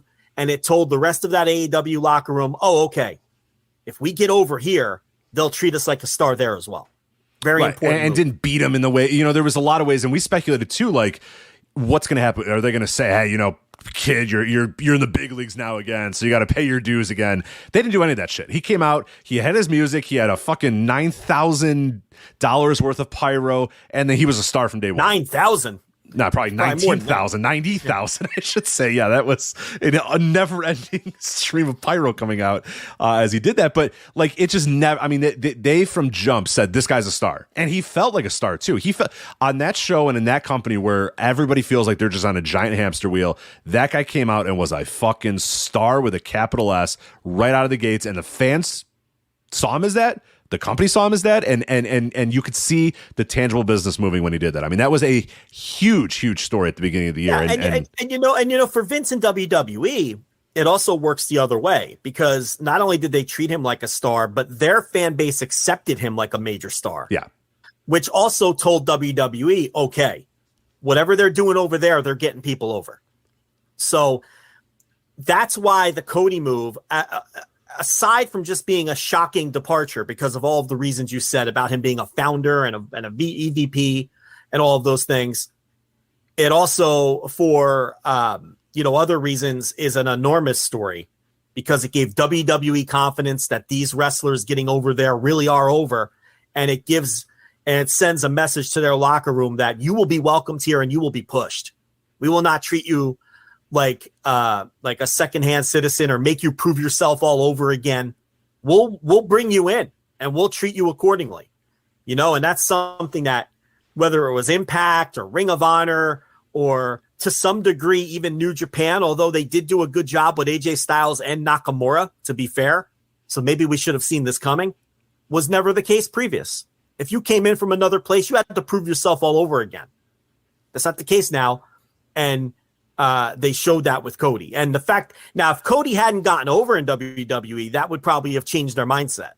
Like, oh, okay, this little company over here, they're doing nice television ratings, but these people are only over to their limited fans. Yeah, they're a little small audience. They're a little niche audience that watches their dork little show or whatever. But no, Cody was like the biggest guy, getting the biggest pops. on every show that he was on. Yeah, Cody showed them that there was a legitimate crossover in the fandoms in terms of when people get over. So and moved a lot of fans over. I mean, you could see the ratings changes and the quarter hours and all those sort of things that even if, there is a crossover, there's of course a big crossover, but even AEW fans started checking out WWE and say, well, hold on a minute. I'm going to see what Cody's doing over here. And I know that I know personally, and we all know people that probably were like, hey, what the hell is this Cody? And checked it out and watched it. And very similar to when, the Vince McMahon Triple H, the switch happened. A lot of people came in and checked it out again. And the Cody stuff, unlike the Triple H, Paul Levesque thing, that was, okay, I'm watching and I don't see anything that's that much different, and then I'm going to go away. And that happened very quickly. The Cody stuff was like, oh, I'm watching and this guy's like the biggest fucking star in this entire show. And this is awesome.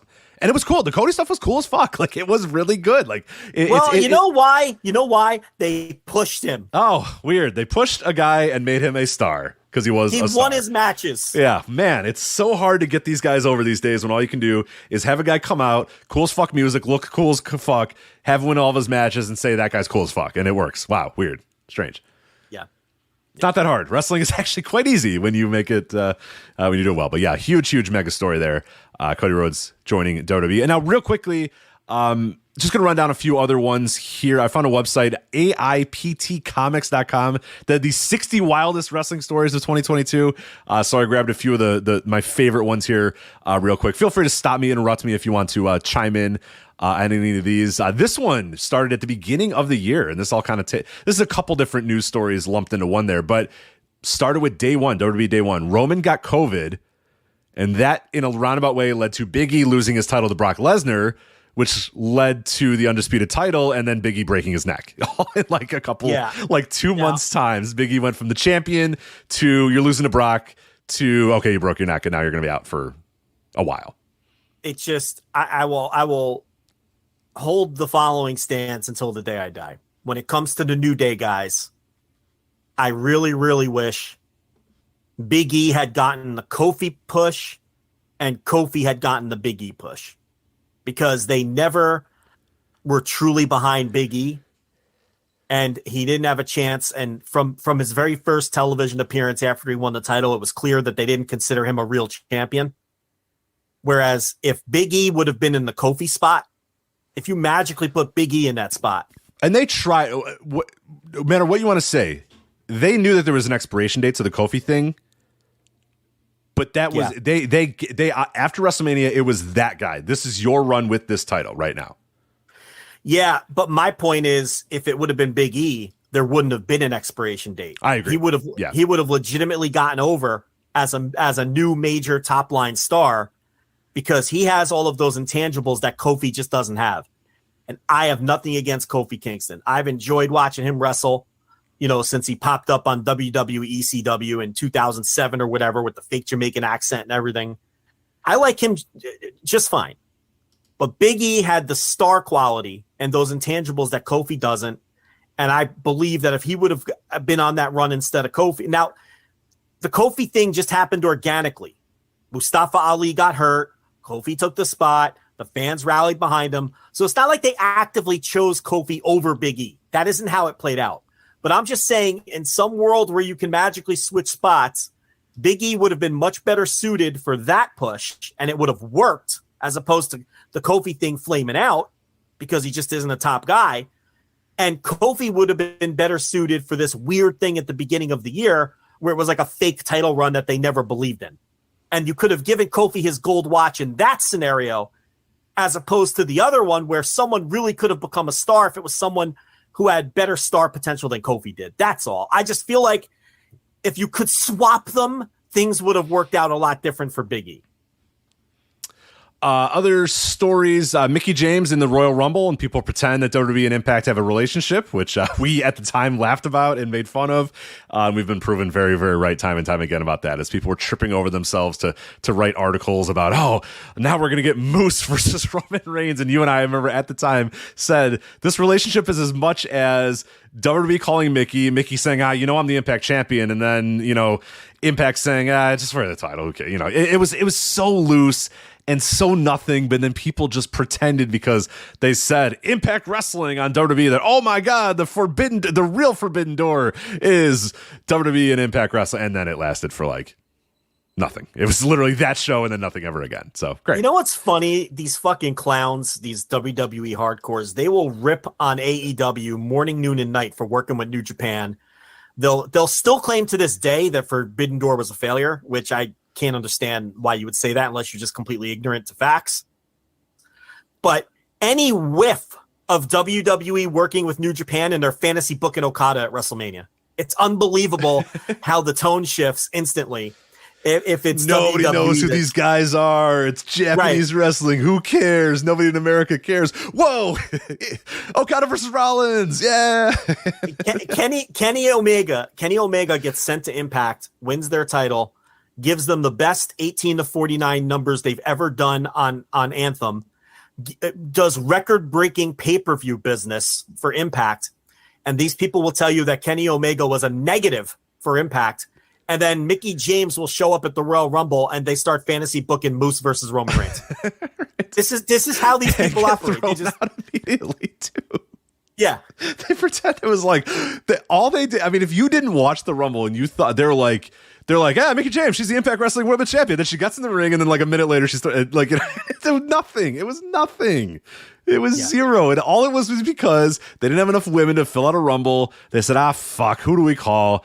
They looked at their list of recent, employees and went, hell, call Mickie. And then Mickie said, well, I'm the Impact Wrestling Champion, so I don't know if that's going to be a problem. And they said, man, I don't know. Is it going to be a problem? And Scott D'Amore said, no, it's not a problem. Could she just come out with the Impact title? And they said, sure, whatever. The end. The end. Nobody in that company knew she was wrestling in Impact. No. Nobody. They called the number that they had for Mickie James and said, hey, you available for the Rumble? And she said, maybe there's quite a little bit of a problem. I have the Impact Wrestling title. And then, somebody called Scott D'Amore and said, hey, can we have Mickie for the Rumble? And he said, yeah, sure, whatever. Who cares? Yep. The end. That's the relationship. And we saw that. We called that at the time. And lo and behold, Moose and Roman Reigns never did happen. So Shane McMahon returns and is fired in the span of a few hours. That was, remember? Yeah, the weird Royal Rumble story. He went to the Rumble, started doing his bad punches to people, tried to throw guys out. It was really weird. And then he got back and everybody said, well, they fired Shane McMahon. So it's like, oh, all right, cool. I guess he tried to book himself. He was trying to politic to throw half the guys out, and they were like, "All right, Shane, we're done here, pal. Have a good life. Go do whatever you're gonna do now." Okay, 205 Live dies. R.I.P. 205 Live. Also R.I.P. NXT UK. Yeah, so 205 Live. There were certain eras of that show that were really, really good, and there were other eras of that show that were really, really bad. And then by the end, it was basically developmental to the developmental, and it kind of morphed into NXT Level Up. So it had a decent run. 205 Live existed longer than people think, because I think a lot of people gave up on it and then didn't realize it was still a thing maybe a year into it or whatever, when Vince gave up on it. Because remember, he was featuring it on Raw a lot. TJP and Akira Tozawa and people like that. And then when he got bored and, he went through the Enzo era, and that led to Pac walking out. And then they had another cool era after that where there was a bunch of when Mike Bennett was there and Kenta, and nobody was watching except for me and Joe Gagney. And they were having kick-ass matches every week. And then it just became this weird thing that was like a little NXT side developmental deal that was featuring guys that were clearly not cruiserweights and even women's wrestling. And the name of the show was just no longer a description of what the show was. And then it just turned into NXT Level Up. So, but yeah, I think in the future, there's a lot of really good stuff there that's worth digging up and discovering during the eras of that show where people had stopped paying attention. There's a lot of hidden gems, believe me, because I watched them all. Yeah, at some point, someone's going to watch at some point somebody is going to go back and rewatch some of that stuff and find some of that stuff. And yeah, every time I checked in with 205 Live, I always enjoyed it. And it was very similar to, you did a write-up at flagshippatreon.com. We'll touch on that a little bit later about, your shows of the year. And I don't watch Level Up very often. I've watched maybe 6 or 7 episodes of Level Up, and it's just like when you're really, really bored. Yeah, I'm like, God damn, I just want something kind of in the background while I work on something, and I don't really want to focus on it. So I sometimes I'll throw on Level Up, and Level Up is a perfectly competent professional wrestling show. And that is at a certain point what 205 Live became. And it featured a lot of really, really, really good talents. And for the most part, it was just it was a pro wrestling show. It was devoid of a lot of the other WWE bullshit. People really didn't pay attention to it. And so they kind of did their own little thing and had their own little stuff. And there's always a WWE show like that. For as long as WWE has existed, there's always been this kind of weird show that nobody really cared about. It was WCW Saturday Night had that similar run in like 2000 where like they didn't care about it anymore, and they were just like, Jimmy Hart, book whatever you want to book, whatever, do whatever, who cares, who gives a shit, it's Saturday night. And he went and ended up having like a pretty fun little run for like a year and a half where he'd have their own little stories and their own little micro things or whatever. And OVW existed at a certain point in WWE. It wasn't on TV, but like they were just sick of Jim Cornette and Paul Heyman interrupting them in creative meetings, so they sent them all down to Louisville, and then they booked their own little show, and it was actually kind of cool and kind of fun and kind of interesting. And FCW was kind of that way when it first started, and NXT and the first WWE network was kind of that way, where it felt separate from the company. It felt like its own little weird thing. And at a certain point, 205 Live took on that as well, where it was just like, hey, this is kind of, I don't know, it's not good. I can't say it's good, but it's not. There were eras where Flat Out was good. Yeah, but there were eras where it was just existed, and there were eras where it was bad. It kind of fluctuated. Oh, yeah. No, I mean, the worst era was the Brian Kendrick era, and the Vince McMahon clearly thinks that he needs to control this show era. You could tell. I mean, you could tell the day that Vince McMahon started caring about 205 Live, and you could tell the day that Vince McMahon stopped caring about 205 Live, because that show took a dramatic switch. The Enzo era was pretty bad, because that was a departure from the solid in-ring action that it was. And there was a time, people are not going to believe this, there was a time where Enzo Amore was not only the most featured act on 205 Live, but the most featured act on the third hour of WWF Raw. Every single WWE Raw, WWE Raw. Because there was this weird thing where they just decided that the third hour sucked and that nobody was ever going to watch the third hour anyway. But when they put Enzo on it, it did okay. So then they just decided every third hour would have Enzo. So they would get like all the big time stars would be on hour 1 and hour 2, and then hour 3 would be a lot of Enzo stuff. And then they would build up 205 Live on that third. It was so weird, so strange for a little while. But hey. Two other examples. Velocity had that feel for a while. Perfect. Yes. And Superstars from like 2011 to 2012 was like a wrestling show. The Chris Masters era of Superstars, where people would tell you, I swear to God, Chris Masters is having good matches, and you say, okay, sure. And then you watch, you'd be like, holy shit, Chris Masters is having good matches. Unbelievable. Chris Masters, Vance Archer, right? Vance Archer with the haircut, and Drew McIntyre and the Usos, and people like that, and they were just, they'd have 2-3 matches a week, and it was just a tight little wrestling show, and it had its own little self-contained storylines, and it was good shit for about a year there. And that year also happens to not be on Peacock, of course, because I've wanted to revisit that era of Superstars for a while. It's just it's just not there. But anyway, 205. And as far as NXT UK, we feel like that's probably coming back, and it's going to be changed to something a little bigger. And Paul Levesque has this idea where he wants to go global. We all have seen the map, which has become a meme. The reversal of the map. I love the reversal of the GIF, because there's the GIF where he's like, he's standing there and the arrows are pointing to Europe, and then it's pointing to Africa, and then it's pointing to Russia, and then it's pointing to China. And then somebody reversed the GIF where it's just all of them are fading away little by little. I love it. I laugh so much with his dopey little face and his dopey little beard and stuff. It's the best. Like Back to the Future, where Marty McFly's holding the picture of his siblings and they're slowly disappearing. It's like Russia, nope, not gonna go there. China, no, that's not happening. India, nope, not anymore. Africa, maybe one of these days. Europe, nope, we're going now. But no, they're obviously going to do NXT Europe again or whatever it's going to be. But what the husk that was NXT UK, that died in 2020 and basically was just on life support for 2 years, basically. And they kept the best of them. They kept Walter. They kept Charlie Dempsey. They kept Ilya Dragunov. They kept the grizzled young vets. Butch. So they kept all the best of the best, and Isla Dawn too, and we'll see what happens as well. And we'll see when they come back. You know, Kaylee Ray they kept. You know, Alba Fire or whatever her name is now. But, you know, they I'll be honest, they did a good job keeping the right ones. I mean, you know, from that perspective. But you know, Tyler Bate allegedly is with the company somewhere. So, man, talk about a career that has just gone sideways. You know, that guy. Chapters could be written. I wrote an article about him last year, and like, look at what's happening in the last year. It's like, oh my god!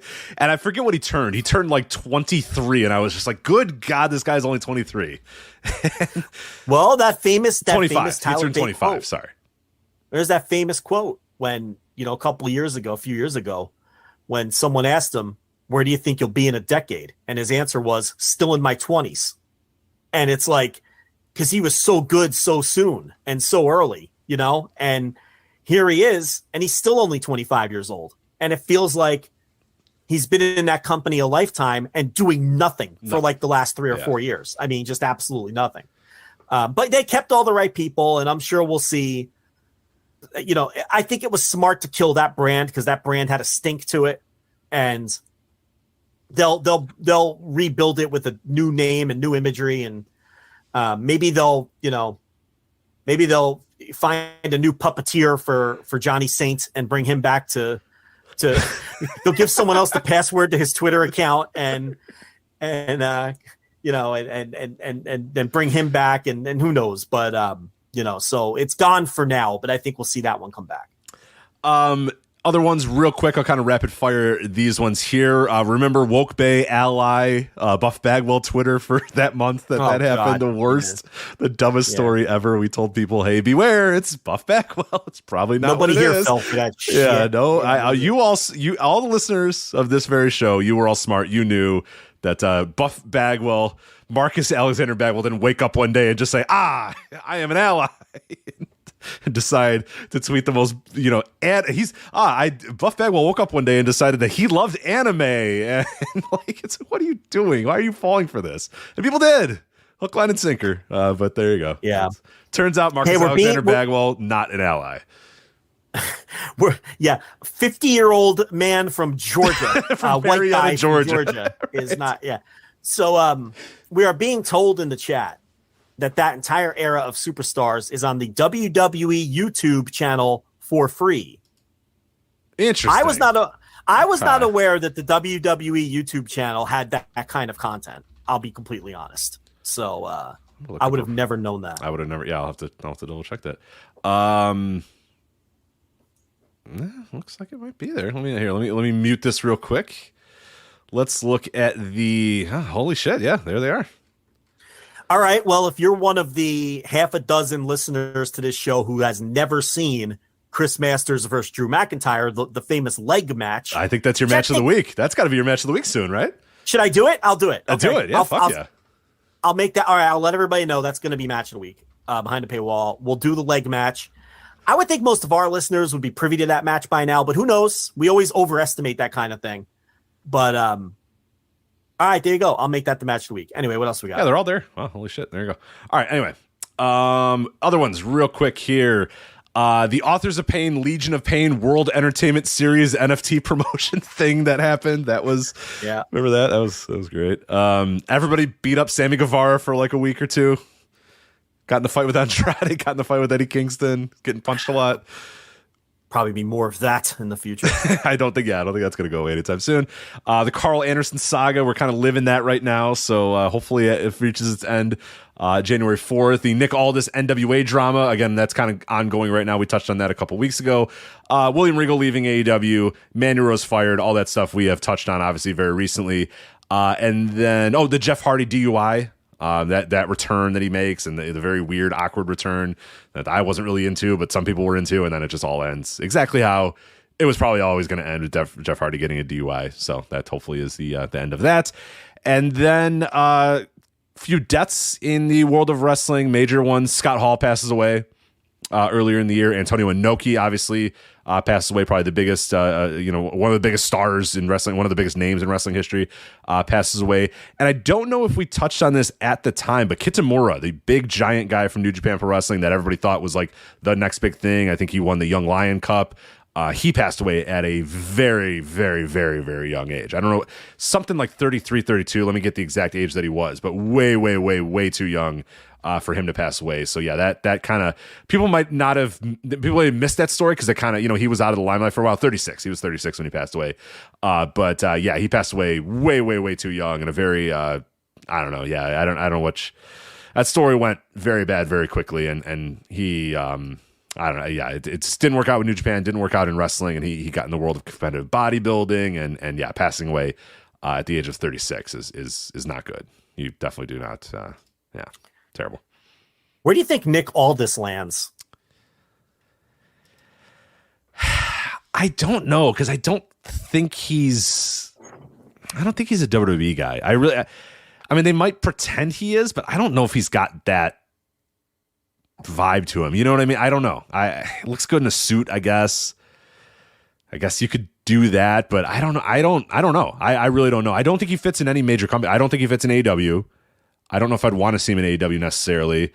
I don't think he really fits in. I don't think he fits in WWE. I don't know. Maybe you disagree with this guy. I mean, he carries himself like a WWE superstar or whatever, but I don't know if he can really go, and I think it'll be exposed pretty quickly. And he's this weird guy that's in a limbo. Like NWA is like the perfect landing spot for Nick Aldis, which, I don't know. I'm not sure where he goes. I don't have a good read on it. I think he's tailor-made for WWE. You do? Yeah. Obviously he's a really good talker, and I think he can work at a competent level. And, a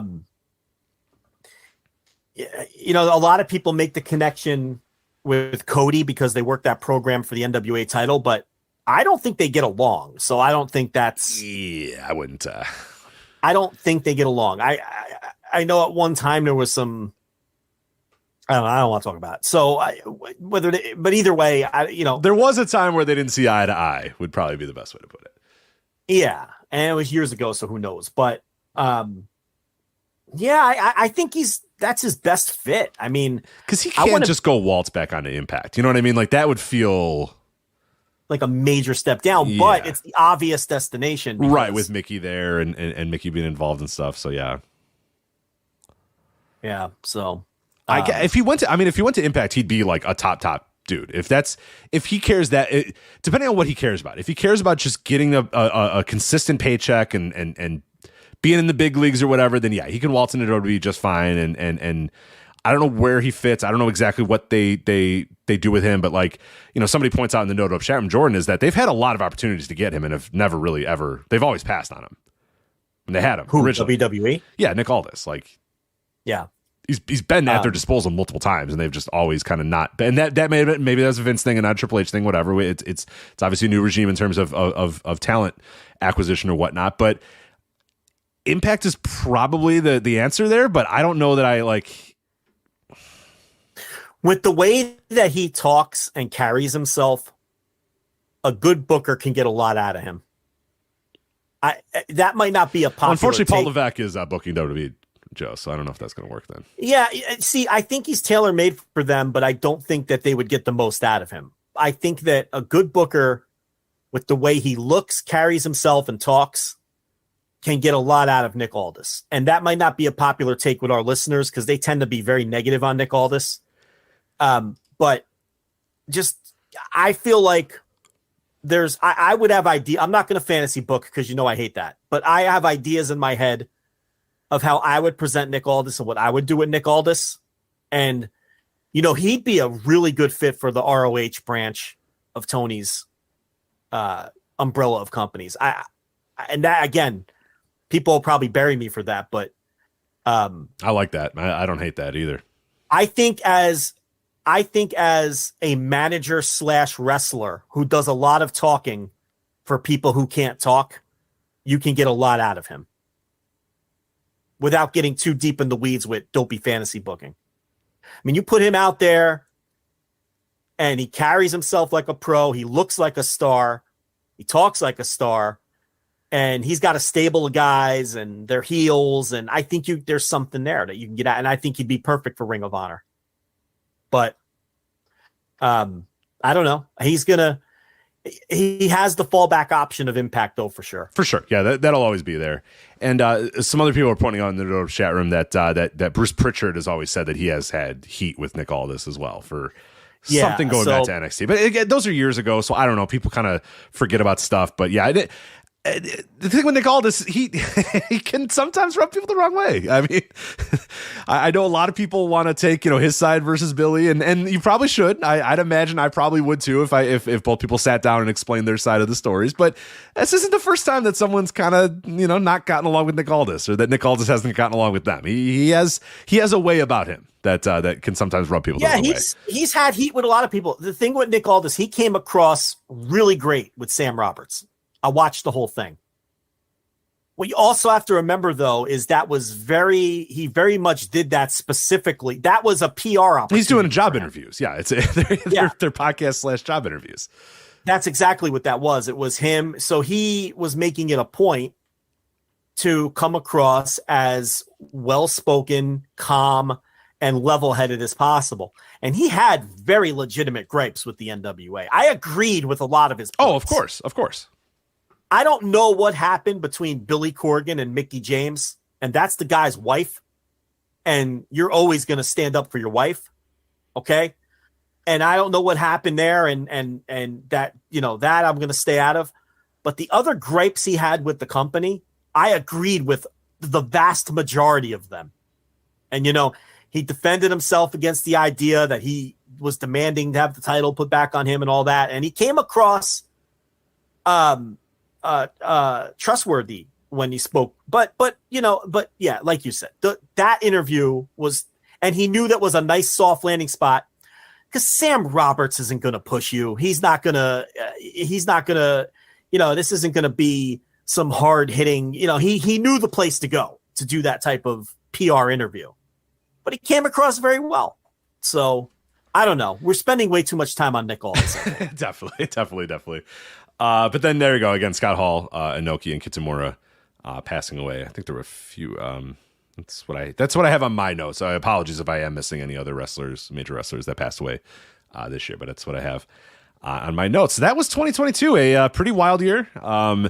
I did a guest spot on Josh Nason's Punch Out podcast on the Figure 4 website, WrestlingObserver.com as well, and we were kind of discussing, was this a particularly crazy year in pro wrestling, or is every year in pro wrestling going to be kind of crazy and kind of weird because of the nature of having two major companies? And we both kind of agreed that it's probably that every single year is just going to kind of be this way. Like this year maybe is a little bit more crazy because you have the Vince McMahon stuff, you have a few other things, the Brawl Out, like those are kind of once in a lifetime things, but when you have two major companies, this stuff is this way. Like, go back and read old Observers from the 90s. Go read during the Monday Night Wars or whatever.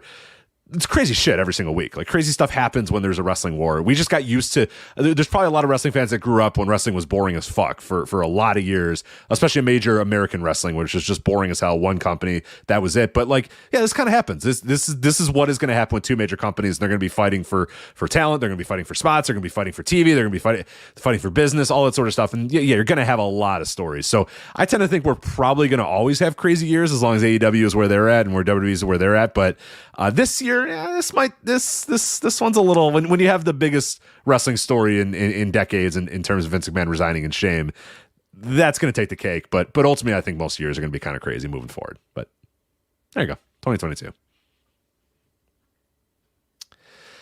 All right, Joe, let's talk about, we don't have an ad this week, but we have a great opportunity to tell you about our Patreon, flagship patreon.com, patreon.com/voices of wrestling, voicesofwrestling.com/Patreon. No matter which way you get there, that is where it's all at. $5 and $10 tiers in terms of audio content, written content, live shows, instant reactions, all that other good stuff available there at flagshippatreon.com, patreon.com/voices of wrestling, including a new series that you just began this week, and it'll run through the end of the year and into the first week or so of January. And that is Year-End Awards, the 2022 Flagship Awards. You want to tell people a little bit about this project and the idea behind it?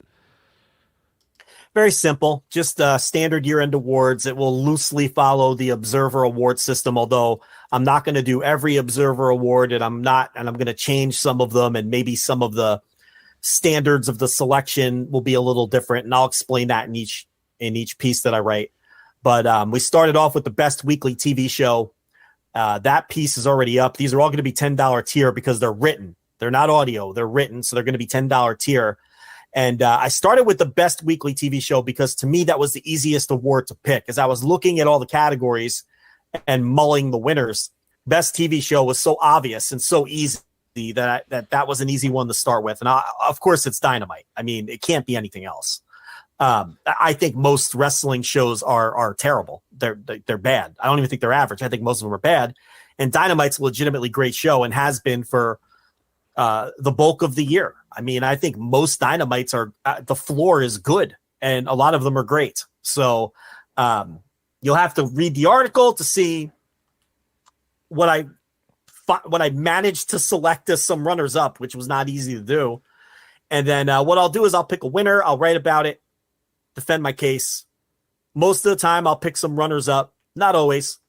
And then I'll also have some other notable contenders, not necessarily who I feel were contenders to win, but notable contenders in that maybe they were people that missed my cut for the runners up. Maybe they're people or things that other people are selecting as their winners of these types of awards. And I'll talk through some of the other notable contenders as well in each of the articles. So the worst weekly TV show is pretty much written and will be posted if you're listening live sometime within the next either late tonight after the flagship or when I wake up in the morning. That should be up. So by the time a lot of people listen to this, there'll be at least two of the pieces will be up. The best weekly TV show and the worst weekly TV show. But I'm going to do all the major awards. I'll do rookie, tag team, wrestler of the year, obviously. I don't know if I'm going to do match of the year, though, because we kind of do a different thing for that. So I might not do match of the year. I'm mulling that one. But we'll do, most of the major awards. And I'm not going to do two different wrestlers of the year. I'm not doing the Observer thing with MVP and most outstanding. I'm doing one award. I'm combining everything into one. I know who my pick is going to be. I know who my top 3 to 5 is going to be. And so only one wrestler of the year. We're not doing the split like Observer does. And anyway, that will run probably into the first week of January. Some days there'll be more than one article posted, and we'll get through them, probably wrap it up sometime before January 10th. But that's underway now. So that is up there, flagshipatreon.com. Again, $10 tier since it is written content. In addition to that, all of our bonus audio as well. I had the Christmas with the Captain series going through Christmas wrestling matches, wrestlers, wrestling-themed Christmas stuff. That series wrapping up, obviously, with the Christmas season wrapping up. I'm also wrapping up the Goldberg 173-1 series this month, or should be at least, it'll either be the end of this month or it'll be the first couple of days of January. That's it's always hard because I got to edit stuff, I got to watch everything, I got to do all the clips. There's a lot of work that goes into those shows. I always try to get them done as quick as possible, but I always try to get as much detail in them as possible. And this one is requiring a ton of detail because it's December. We are going month by month of Goldberg's 1998, and obviously we are in the 173 and 1 month where Goldberg is going to lose to Kevin Nash. He's going to drop the WCW title to Kevin Nash at Starrcade. And a couple days later, the Finger Poke of Doom is going to happen. And WCW is going to just, do WCW things for the rest of the year and go out of business in a couple of years. So we have to touch on, we can't just say, hey, Goldberg lost to Kevin Nash and that is all. Like that. That'd be nice. If that was the case, I'd be done with the episode and I'd be ready to go. But you got to dig in a little bit more in terms of what happened afterwards, the follow-up, the Finger Poke of Doom. And I am combing through, I've watched so many awful shoot interviews with these dumb old WCW wrestlers telling you, we just had to beat Goldberg. We just had to do it. And I am going to break down all those narratives that, no, you did not just have to beat Goldberg, and all their dumb things that they say are all wrong and stupid, and they just should have had Goldberg win. Or if you were going to have him lose, you don't do the fucking Finger Poke of Doom a couple days later. But anyway, that is all coming in the Goldberg 173-1. Final episode will be out in the next couple of days, so you can look for that. And then, I'll obviously pick things back up. I always do my monthly themed retro Retro shows. So I don't know what I'm going to do in January. I might do Rumble, but I've done a lot of the other Royal Rumbles, so I might just want to look at how many more Rumbles I have, and if there's not that many, work on something else or do something a little bit different. But always going on there. VOWretro.com is where you can find the entire archive of all of our retro content. You also do the Thursday Dynamite review each week. The day after Dynamite, 30 to 40 minutes Dynamite review.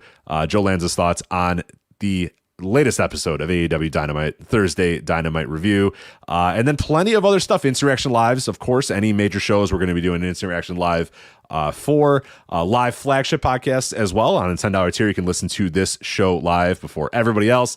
I'm also going to do a prediction show as well. We do that, and that's kind of a yearly tradition now on the Patreon. So I had you guys send in your predictions, so I'm going to read them off, and I'm also going to go over last year's predictions and see if anybody got anywhere near, who was way off, all that other good stuff. But that's always a fun show to do each year, so excited to do that again. But that will be on the $5 tier at flagshippatreon.com. So $5 tier, $10 tier, flagshippatreon.com, patreon.com/voicesofwrestling, voicesofwrestling.com/Patreon for all of that stuff. So, all right.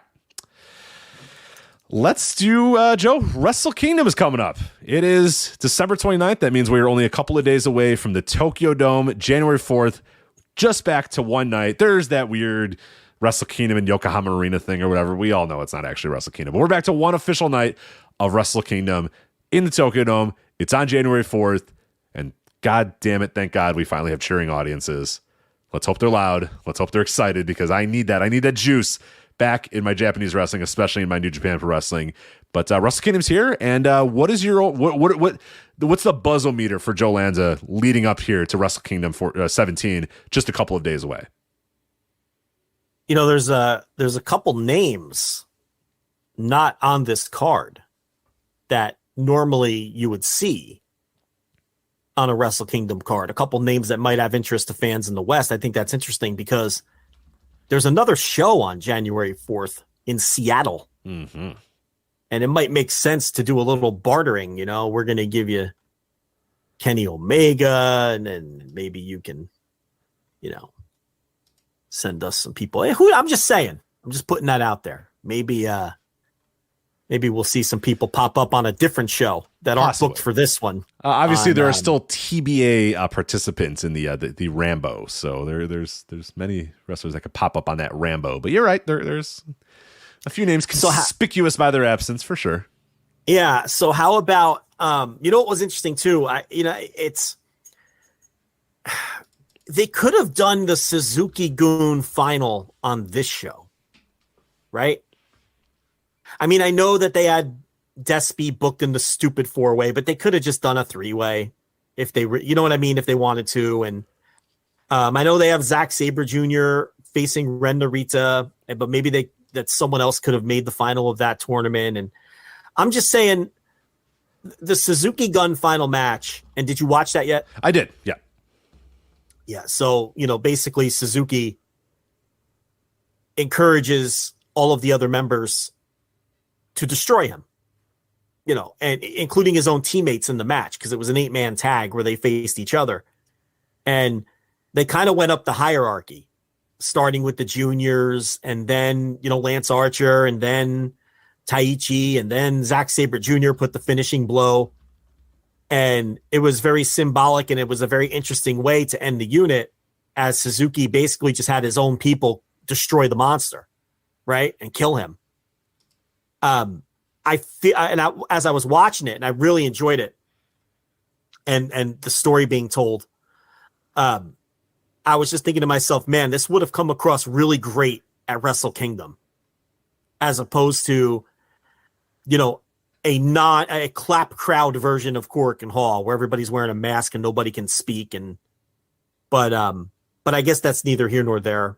But and you know, they've got Minoru Suzuki in the Inoki match and all of that. I get it. Some of the other guys are booked doing other things, but maybe it would have been a better fit there.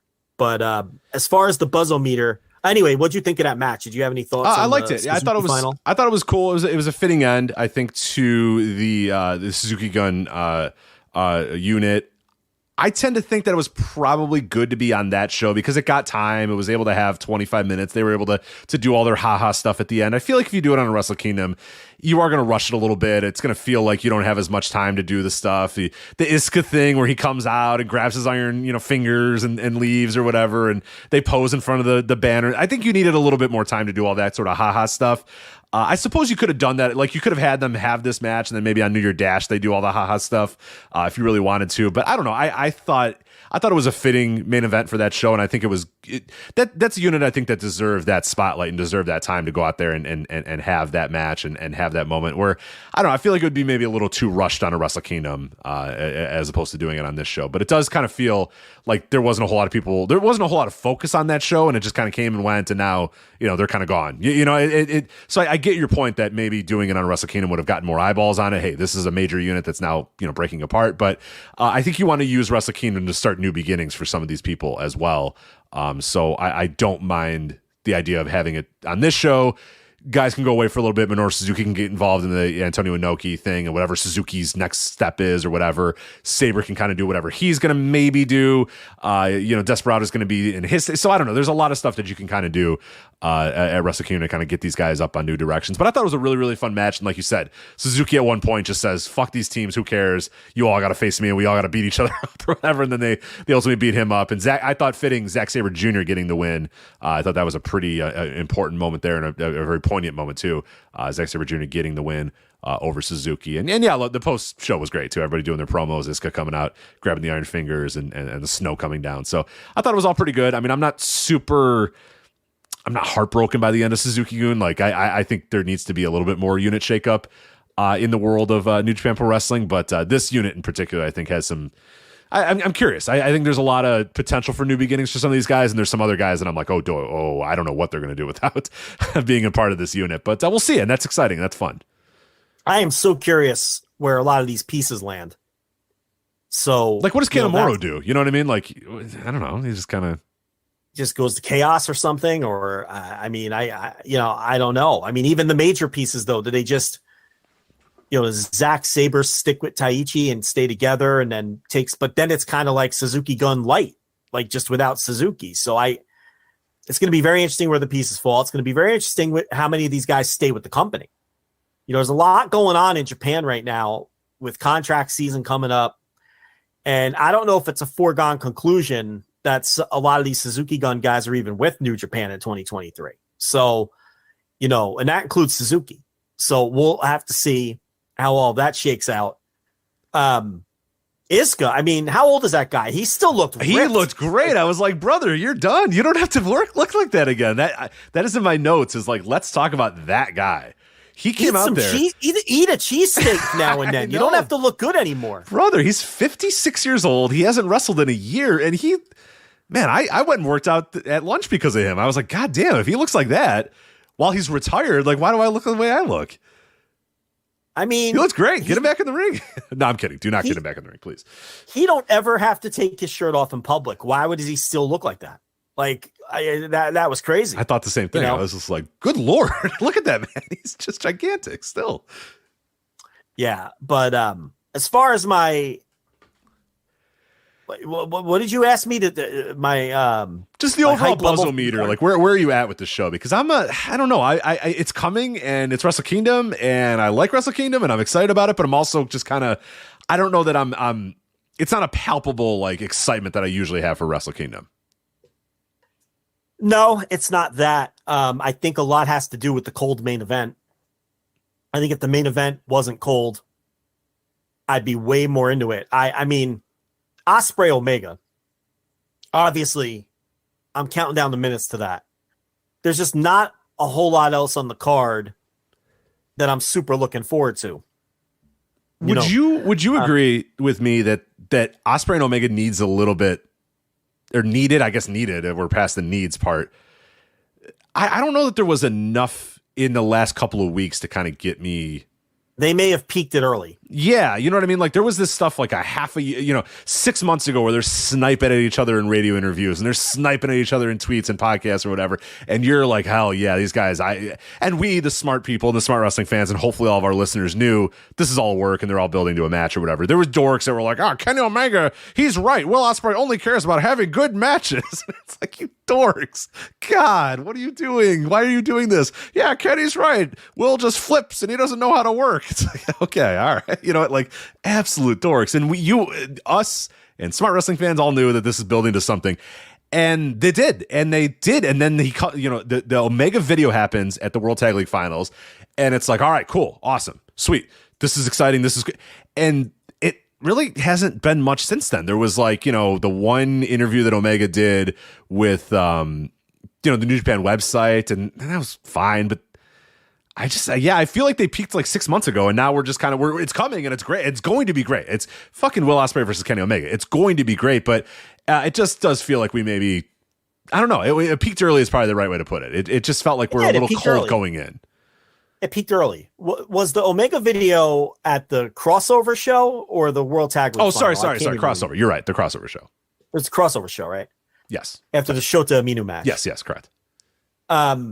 No, that's it. That match peaked early, and the Jay White Okada match has just been ice cold from. Yeah, it's been cold as a rock.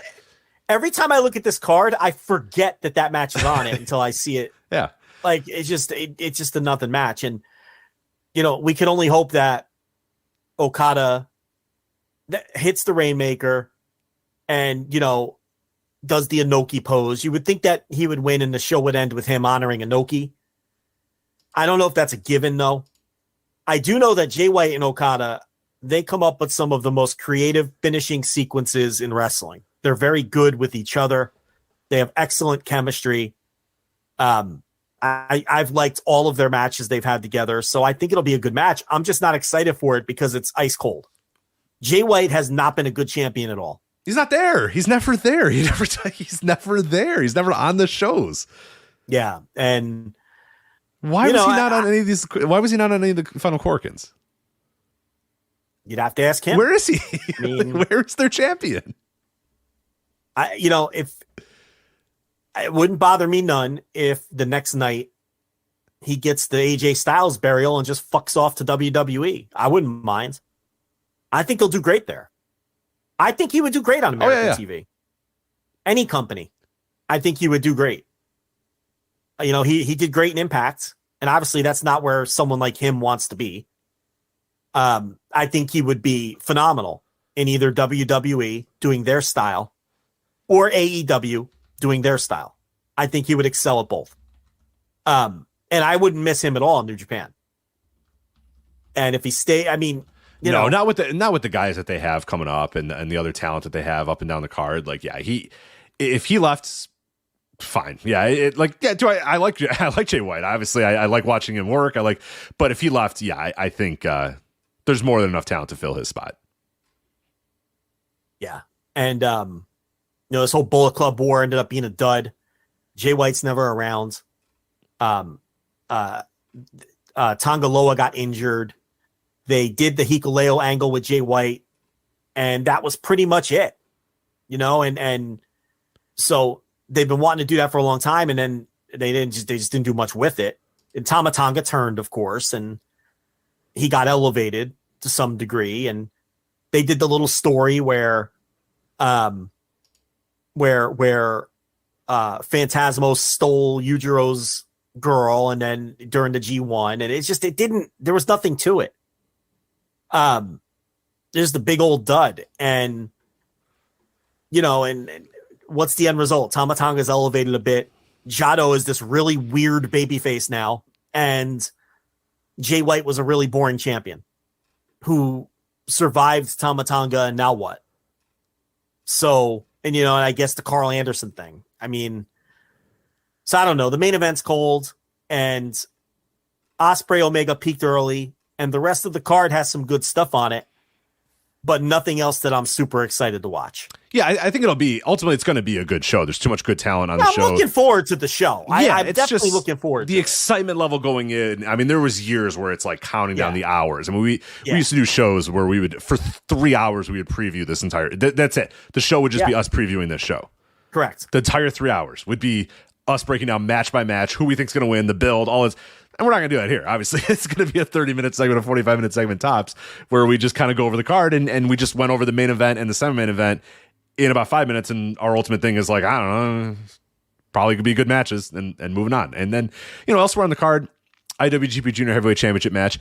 It's a 4-way, so obviously my interest level is going to be reduced immediately. Taiji Ishimori, Hiromu Takahashi, El Desperado, and Master Wato.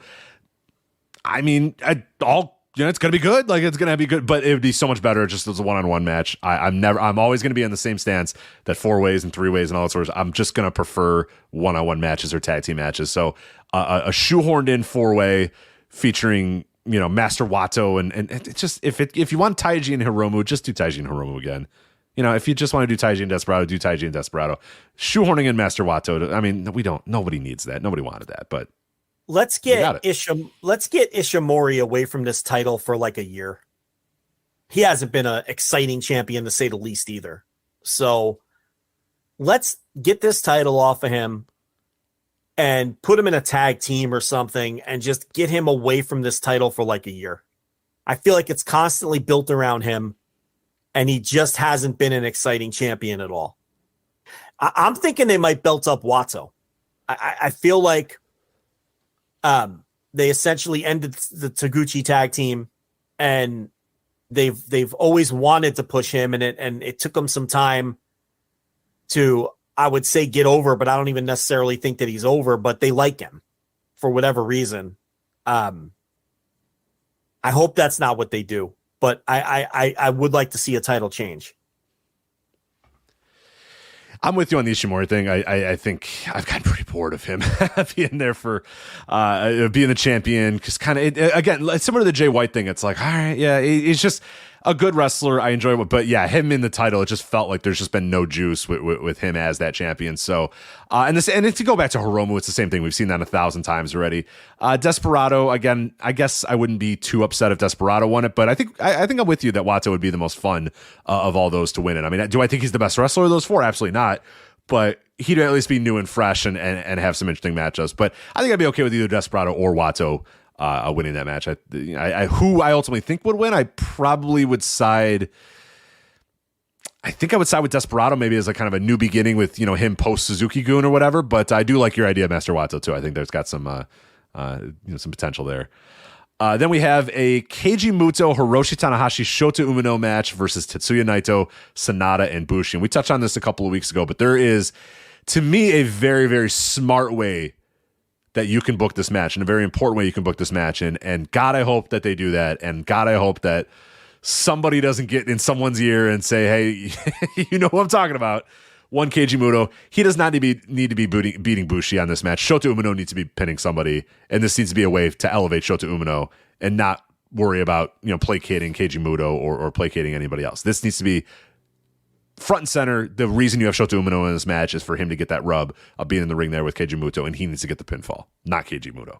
Yeah, I said that a month ago. That is what they should do.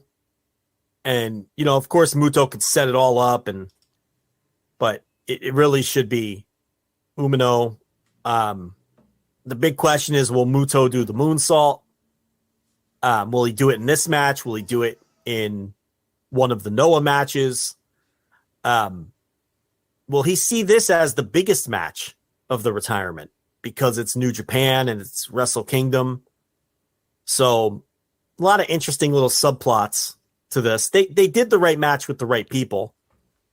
With Naito and of course Sanada, and that makes a ton of sense. Right, you needed those two guys in the last Keiji Muto New Japan match for sure. Yeah, and then you have Tanahashi and Umino, who one generation and then the next generation, with the prior generation. So they put the proper people in the match, and they've got the guy right there to take the pin.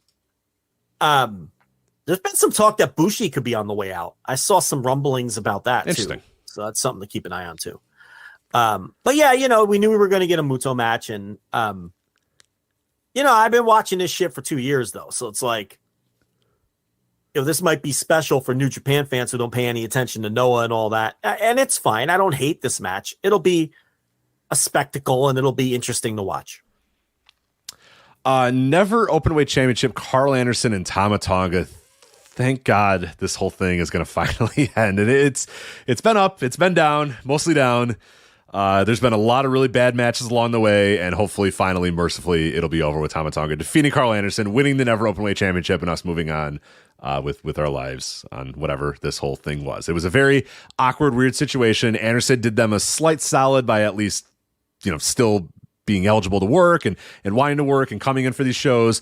But ultimately, like I said, the result has been a lot of just really bad matches, a lot of really weird narratives around the company. And I'm just ready for it to all be done and move on and just never speak of it ever again.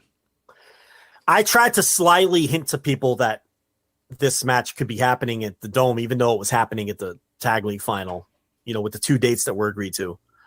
I would be fucking stunned if he wins again. This has to be the end of it. It's the natural end to the story. They pulled a swerve. They fooled a lot of people, including us, with Hikuleo losing, and that match was horrendous. Ugh. Even worse than the Tanahashi match, which is hard to fathom. Yeah, way worse. Not even close. At least that match, the Tanahashi match was just like, man, come on, put some effort into this. Let's go. The Tama Tonga match was like, this is you are wasting my time, sir. Like this, I need the Hikuleo match. You mean the Hikuleo match was like, you are wasting my time. You need to give this back to me. Like this is offensive to me. And Hikuleo's still missing something.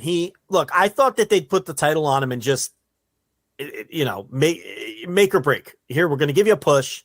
It's either going to work or it's not. But I think they recognize he's not ready for it yet.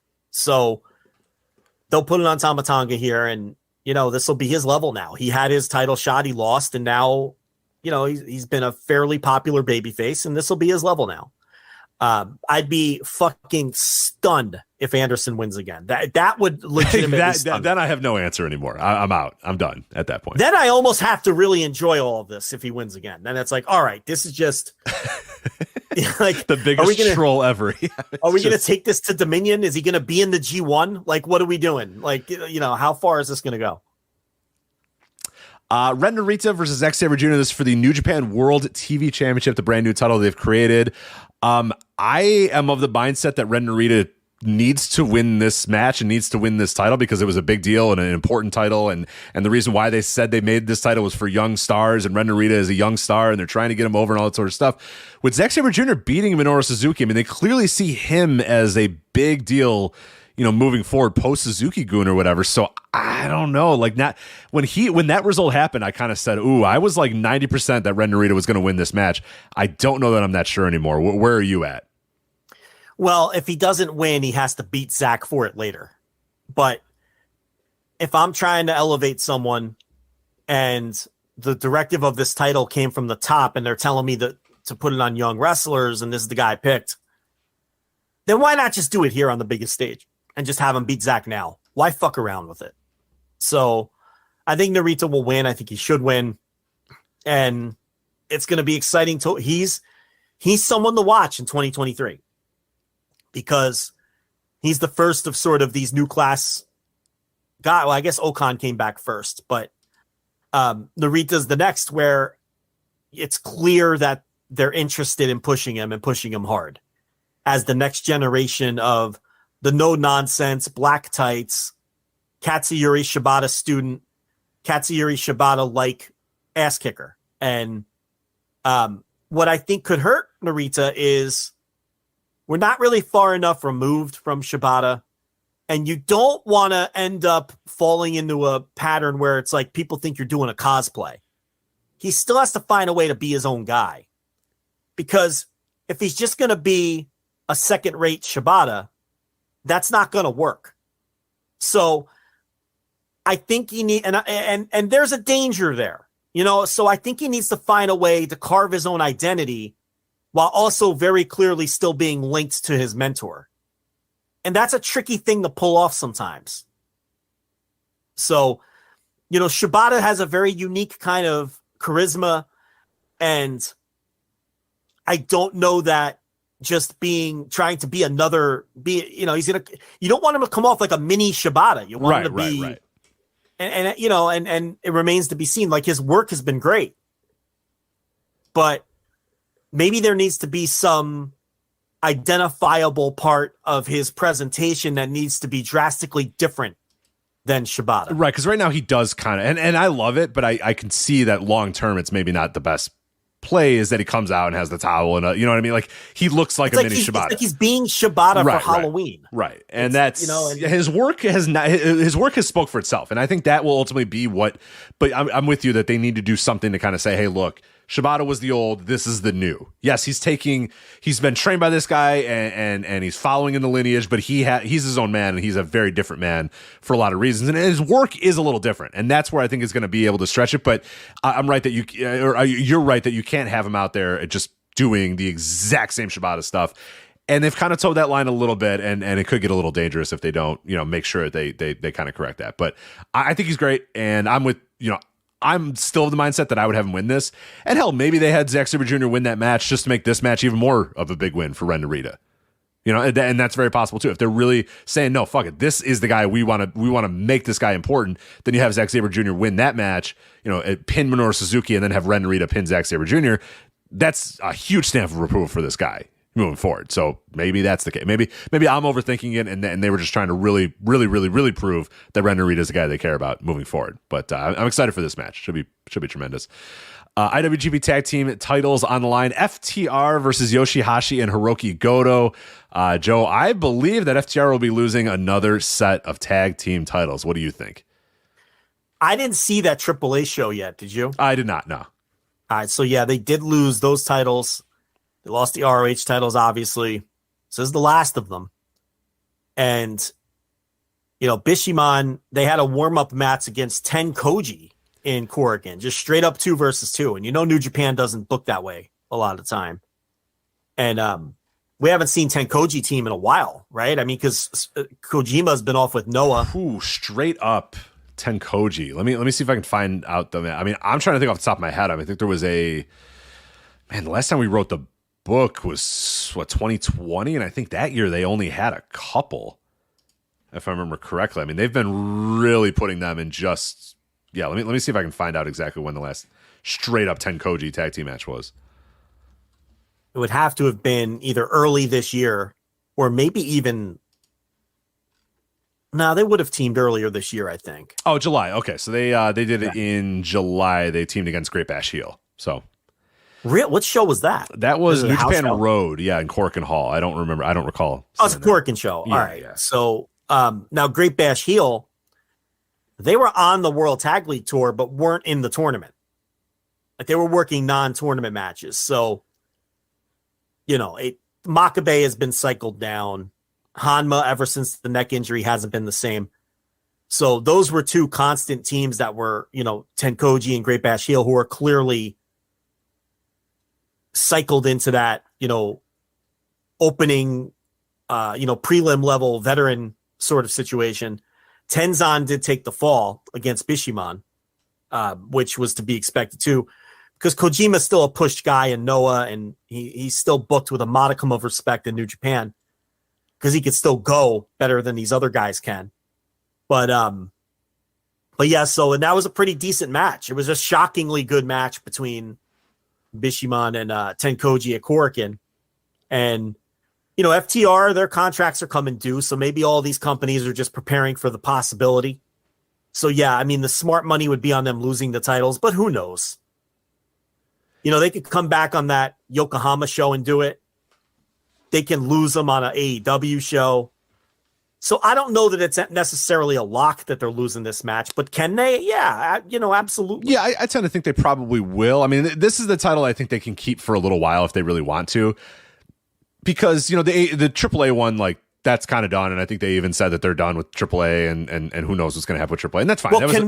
Well, can we talk about that for a second? Sure. Because Dragon Lee signs with WWE. And it's interesting because he worked that trios match in AEW, and they kind of did that really weird angle, remember, at the end of that match, and it didn't go anywhere. That They kind of like went off the air with it or whatever. Yeah, they unmasked him and then it went off the air and they're like, whatever. So it's like they turned. It's like they turned on him. And, Meltzer saying that this deal with WWE has been done for some time and it was just kept quiet. But maybe his family knew and they decided to shoot their own blow-off angle, right?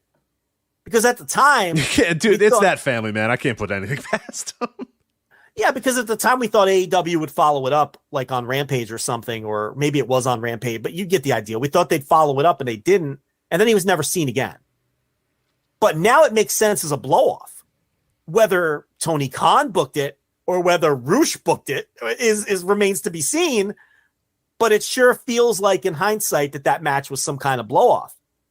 And I know that Meltzer had speculated or talked, I haven't heard the audio yet, I'll listen to it later, about the relationship between AAA and AEW, about AAA wanting a relationship with WWE and how that may affect their relationship with AEW, obviously.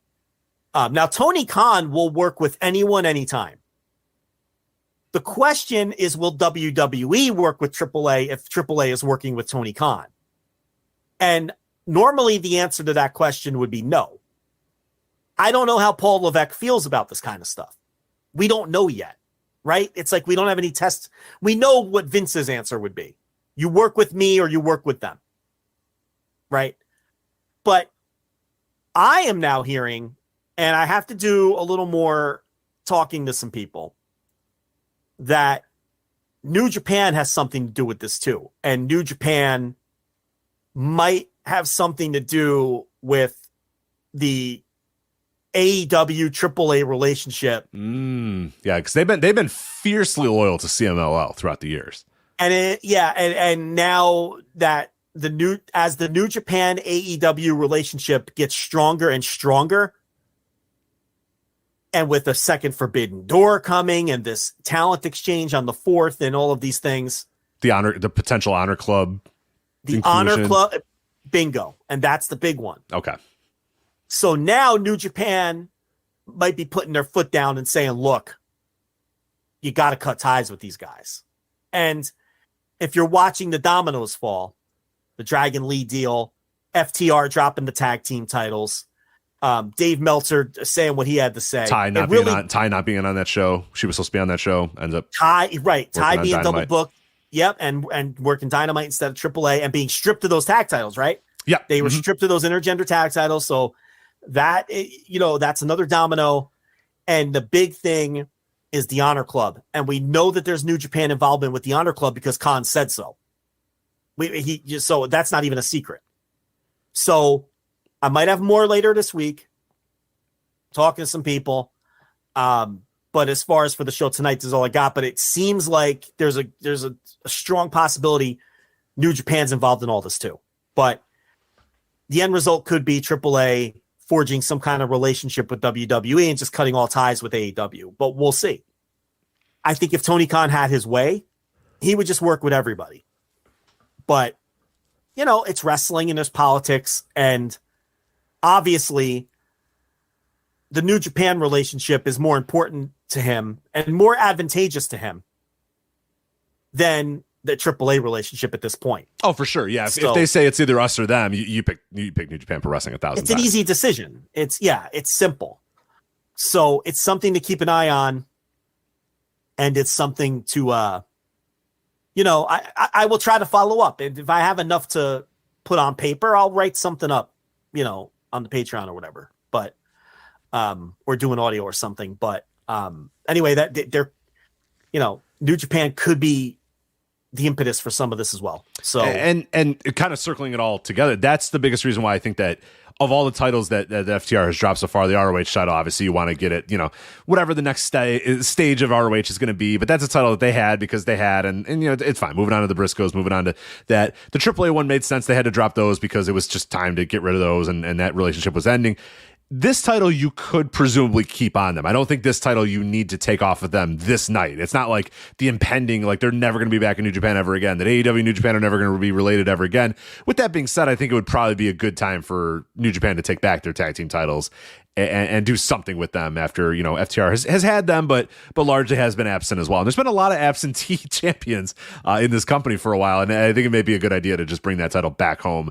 And now might be a good time too, as FTR is in this kind of pseudo losing streak, not necessarily a full on. I guess they kind of are, this sort of losing streak gimmick or whatever that as they're kind of falling and dropping all these titles and dropping some falls here and there. I think it's a good way to kind of build whatever the next step of FTR is. If it's either getting ready for their contracts to come due, or if AEW has a larger plan about doing a losing streak gimmick to get them worked up for and get them ready for an AEW world title or a tag team title shot. But yeah, I think they could keep these titles presumably. I tend to think it probably is just going to go to Yoshihashi and Goto, though. I think that's probably the right decision too. If they're sticking around, they're beating the Acclaimed and getting that win back.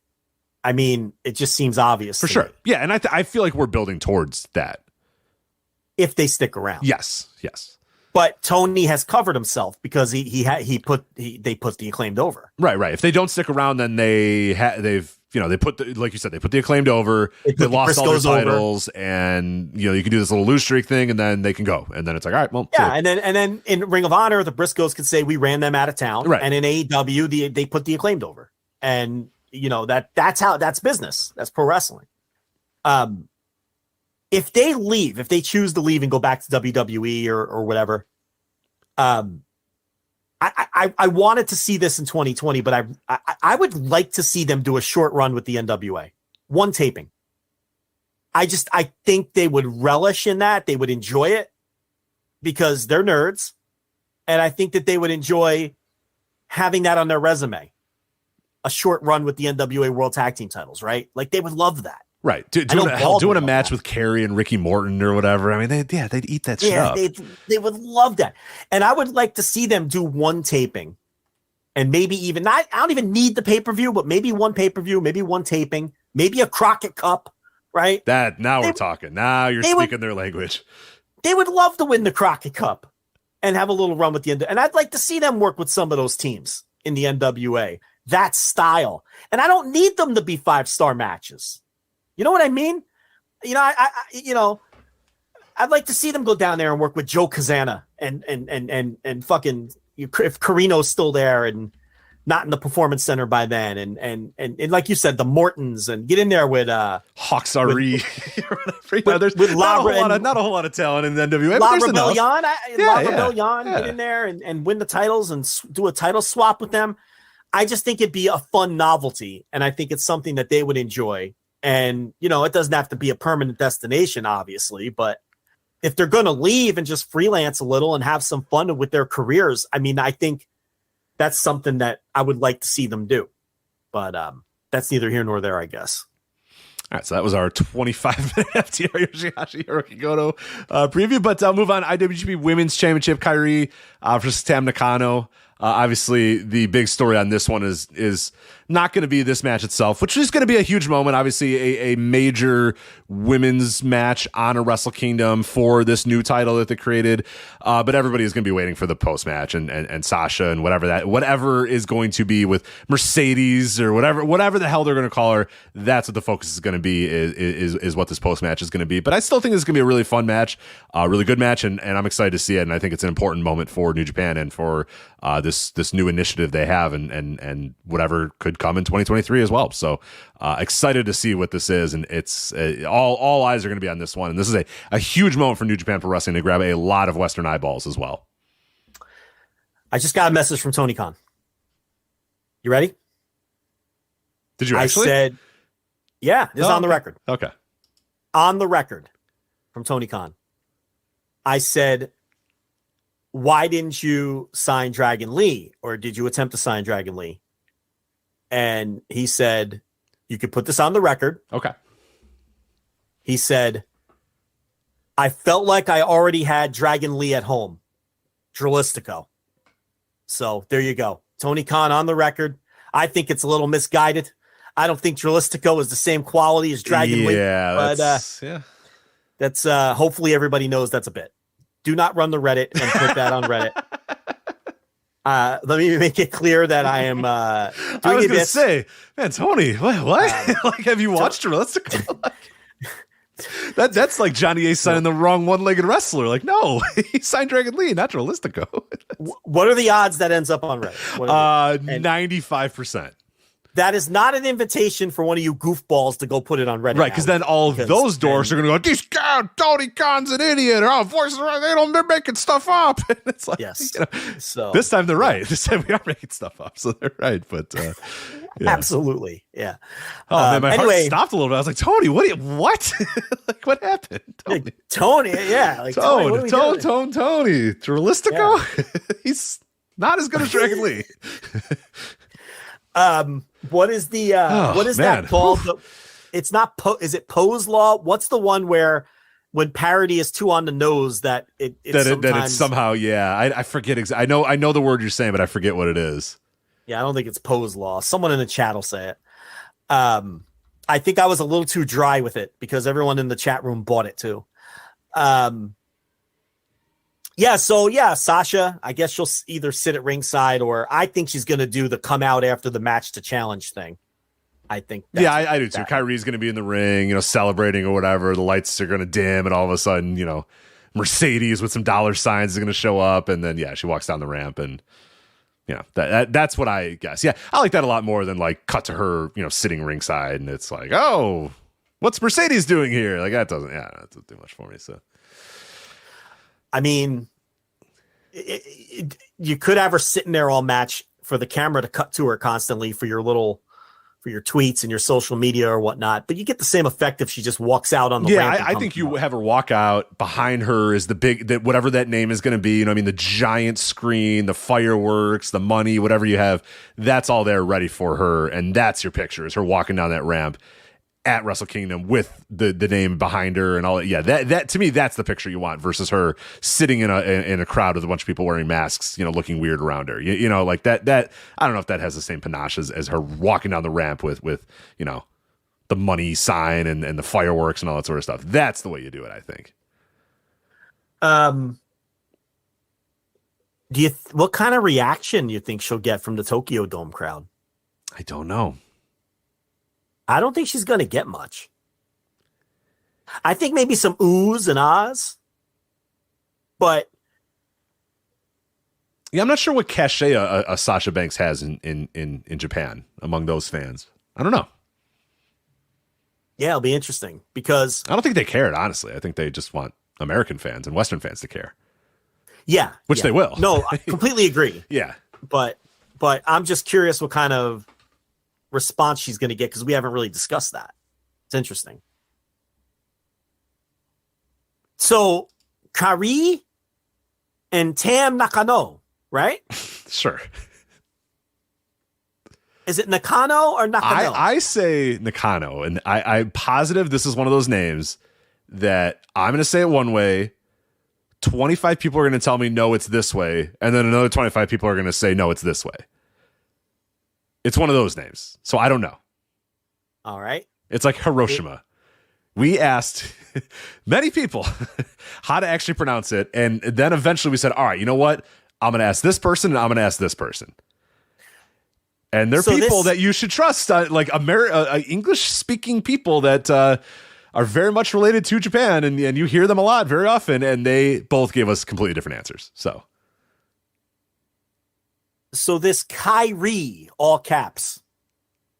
This is the Kairi Hojo, Kairi Sane. Yeah, of course. Elbow drop from the pirate. top. Yeah, elbow drop from the pirates. Elbow drop from the top. Right. It's got her wheel with her. The sailor, the fucking the old wooden sailor wheel. Yeah, I love it. You don't like that? Sailor Art Thomas over here. The Captain Mike Rotunda. Sailor Art Thomas. Yeah, that would be a great Sailor Art Thomas. Yeah. What a great trios team. Chikara King of Trios team. Sailor Art Thomas, Captain Mike Rotunda, and Kairi Hojo. Right? Sailor. Yeah. He has to have been dead for like 40 years by now, right? Is he dead? That may have been one of your most rare. Like, I know Sailor Art Thomas. I am positive that 95% of people listening have no idea who Sailor Art Thomas is. I love Man's it. a Hall. He died in 2003, and I believe it or not, lasted a lot longer. 79 years old, died in 2003. Sailor R. Thomas. He's a big star, Sailor R. Thomas. Yeah, it's in my neck of the woods for sure. I know for sure he was in Midwest. I'm just saying, like, he was a sailor. She's a sailor. You know. Yeah. Smooth sailing Ashley Remington could be their manager too. That's true. You get him in the mix. Well, Sailor Art Thomas is dead, so we can put smooth sailing Ashley Remington in there instead, right? So we can still have our King of Trios team. Yes, yeah. Today, yeah, you could still have, yeah, because you can't book Art Thomas right now. No, Sailor Art Thomas. I forgot that he was in the WWE Hall of Fame. When you said that's a Hall of Famer, I went, was he in the Wrestling Observer Hall of Fame? I never remember seeing that name. He's in the WWE Hall of Fame. I forgot about that. In the Hall of Famer. What was that? Who did his induction? What was that when they were doing it in like a hotel ballroom with? No, this was in 2016. Believe it or not. Oh, he might have been. They might have been doing that historical thing where they just don't do inductions. Oh, okay. Because I'm wondering like who came out to. Although I don't know, you could have had like Baron von Raschke or something like that come out with them. I mean, he did a lot of stuff with those guys. So yeah, I don't know, maybe. Yeah. Was Bruno still? Nah, Bruno had passed away, I think, by that point. When did Bruno die? Actually, he probably could have had Bruno do it. Bruno died in 2018. Yeah, you could have Bruno do it. I don't know. Yeah, I don't remember. I don't remember the Sailor Art Thomas WWE Hall of Fame induction. Maybe Bruno was like, Sailor Art Thomas, he was a piece of shit. Right. Hey, Paul, put in Sailor Art Thomas. He might not have liked him. We don't know. Yeah. Bruno wasn't shy. So who knows if they were even pals? I mean, they obviously wrestled, but Bobo Brazil is dead, right? Yeah. You can't have Bobo Brazil do it. So yeah. Anyway, there's a little Sailor Art Thomas talk. There you go, Sailor Art Thomas. Yeah, Bobo Brazil died in 1998, so he is dead, Joe. Yes. Well, I have to say, as I'm watching Kairi Hojo here, it's just Kairi now, right? No Hojo. Kairi, yeah, just Kairi. Against Nakano here, I will be thinking about Sailor Art Thomas.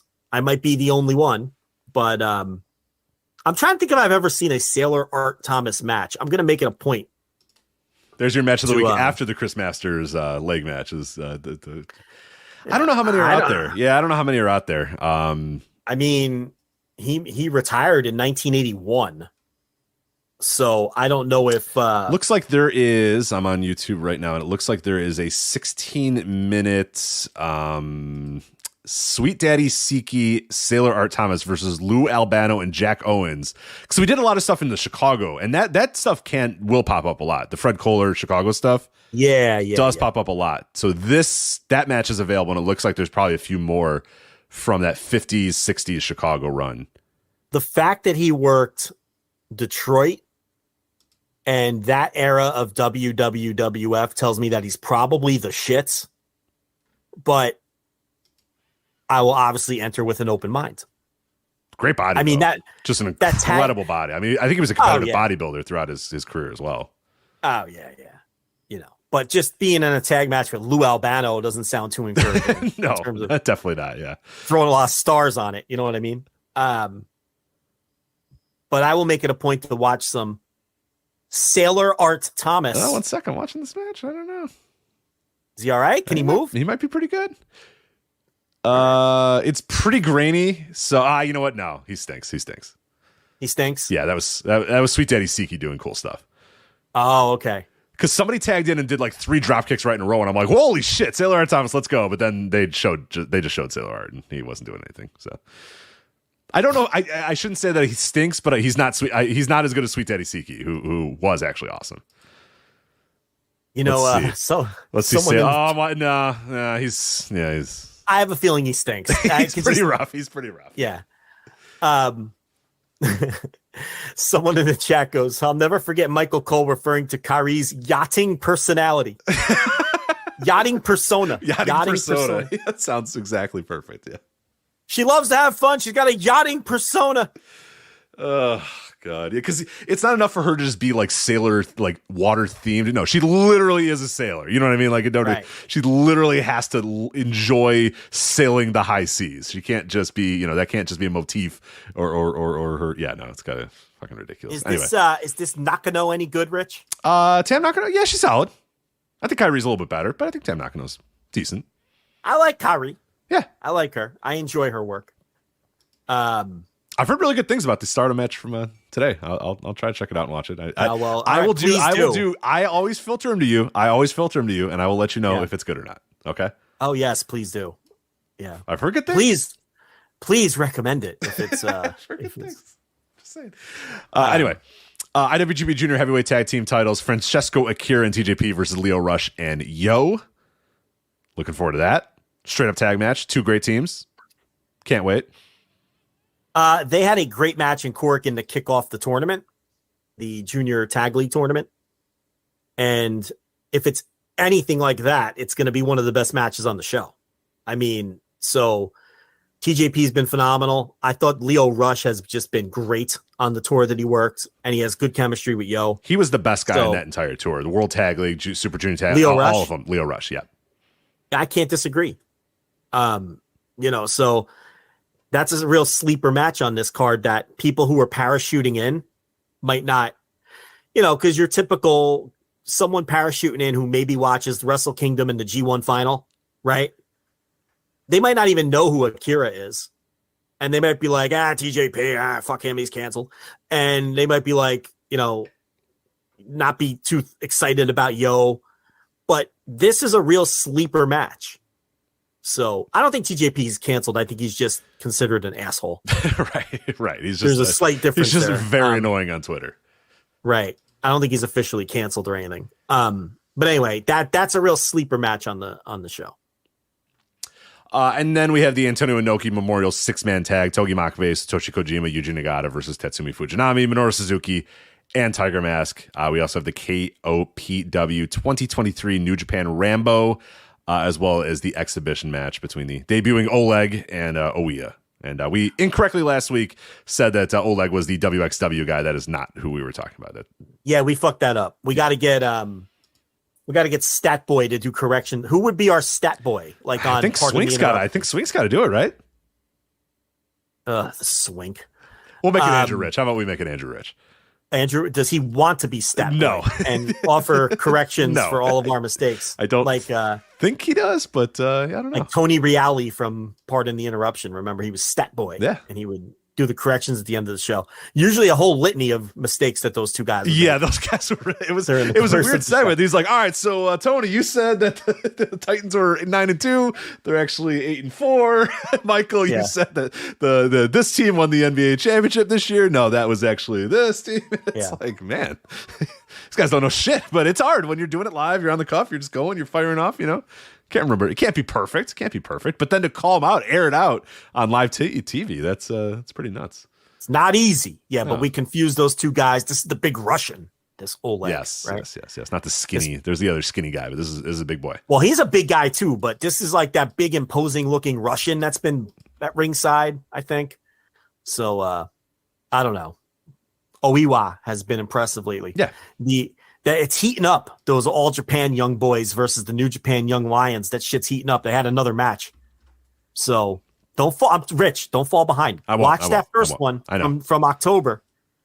I'm telling you, because there's more to come. So, this is your kind of shit. Trust me. I love it. Love it. Yeah.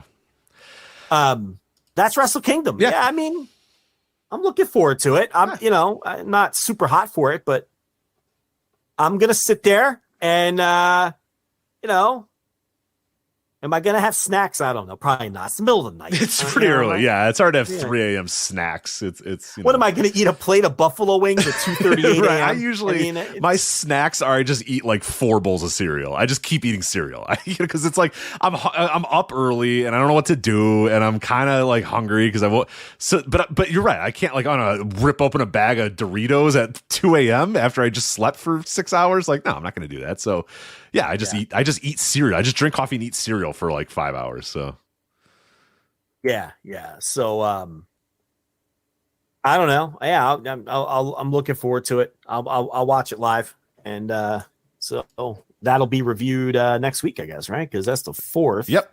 Yeah, we'll have time to review it. So yeah, we'll be doing a show on the 5th. Yep. Yeah. Okay. People have asked about Instant Reaction Live. TBD on that. We don't want to say one way or another. It's is dependent. We're gonna see the scheduling of the show because it's on a weekday and I have to go to work. So I don't know that I necessarily can do an Instant Reaction Live, but we'll see. We'll see what we can do for you guys. But fucking guy in his job. It's unbelievable. I know it's ridiculous. Well, hey, if more people. I always tell people, everyone's like, oh, what you got? Why do you have to go to work? Okay, if you tell your friends to tell their friends to tell their friends, all to subscribe to the $10 tier, I can quit this fucking job tomorrow. You say that, but what's your number? I got a number. You have a number? I got a number. You got a number. I got a number. It's in your head. It's in my head. Is it a dollar number or a subscriber number? Probably a dollar number. It's a dollar number. And I will say it has lowered. I am joining the nurses insurance this year. So. Oh, you moved to the nurses insurance. Just saying. I'm on my wife's insurance. That makes it a lot easier. Yeah. All right. Rich has a number. You guys heard it. I got here. a number. They keep giving me raises though. See, they keep giving me raises. So you guys have to raise the bar then too. And then I will take off. Yeah, work. but you have to adjust your number a little down from what you're making based on the fact that now I'm working from home in basketball shorts. Right. I don't have to punch that clock. Don't have to drive. I know. No, don't worry. Don't worry. The number's lower. It's lower than that, but yeah, that's got to be the number. It's there. Okay. Rich has a number. Dragon Lee signing with WWE. Do we have anything more to add about that? I just wanted to at least break that out. I guess we did it already, huh? Yeah, we did that. He defeated him and Drolistico, the Dragon Lee at home, already defeated FTR to win the AAA World Tag Team titles. After the match, Lee announced that he had joined WWE and he will start with the company in January, beginning with NXT. James Kimball, WWE's head of talent strategy and operations, Joe. You know James Kimball. He said, quote, Dragon Lee is a tremendous talent that will immediately add value to the NXT roster. This signing is reflective of WWE's renewed emphasis on globalizing our talent pipeline with Latin America positioned as a focal market. James Kimball. Who the fuck is that? I don't know. I just saw that quote and I decided it'd be funny to say the name James Kimball. So that is James Kimball, the WWE's head of talent strategy and operations. So is that a shoot name of someone we should know? No, I have no idea who that is. I don't know either. Looks like James previously Kimball. he worked for UFC. Alrighty then. He's on Twitter. You could find him. He looks like maybe he's a Nick Khan guy. Anyway, all right, so that's it. Dragon Lee, still only 27 years old, hoping and praying he comes in with this New Japan dub theme, but probably not going to happen. So. Well, it's sad to see him retire. I hope he enjoys Winter Park, Florida. I for one cannot wait for him and Xia Li to post photos of them working out in various gyms across Florida. So always be good. Yeah, he had a good career. Yeah, now he'll get some great abs. Him and Xia Li can show off their abs together. So we'll see. Do they take the mask off of him? No, I don't think so. Yeah, you think? I don't know. Do you know what Dragon? I don't know. I don't know what Dragon Lee looks like maskless, so I can't say if that's a good idea or not. Does he personally invest in tights that aren't child small? I wouldn't. Not with that. When you got an ass like that, why would you? When you got a body like that, how dare you? Why would you cover it up? Okay. They might ask him to cover it up though a little bit more. they might tell him we don't need to see the whole V. We just need to see, the abs are fine. The abs are good, but yeah, we don't need to see every part of your penis except for just the penis. Like it's there's a lot of Dragon Lee out there, man. But hey, again, if you look like that, I wouldn't wear clothes either. Those youth medium tights. I mean, they're the problem is he keeps getting bigger and they keep getting smaller. Like he has not bought new tights, or they're small. They are very, very small. But yeah, I mean, I don't know. Remember when he was Ryu Lee for like a year? Yeah. Remember he signed with New Japan and New Japan. And the pandemic happened and he worked like 2 matches or something. Yeah. Ryu Lee. As a New Japan he literally worked 3 matches with that 2020 contract. And then the pandemic happened and then they just I guess, paid him for the rest of the year, and then that was that. Wasn't he in Liger's retirement match? And Yes. I think we came on the show being like, yep, that's it. That's the stamp of approval. They think that guy's a guy that they're going to build around. And they were, and then the pandemic happened. So They were going to push him. Yeah. I mean, the fucking pandemic happened. ROH used them on those pandemic empty building shows.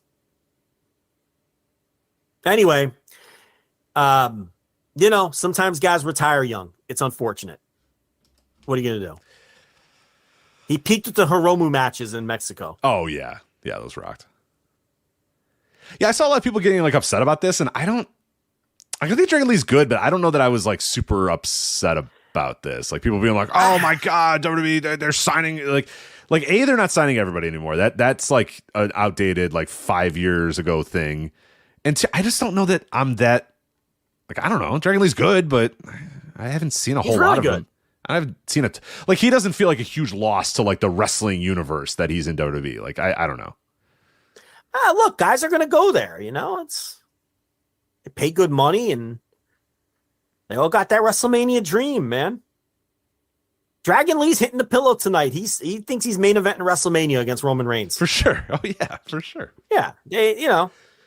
Guaranteed contract, guaranteed check coming in the mail every single week, and a potential WrestleMania main event against Roman Reigns. So I get it. Yeah. Absolutely.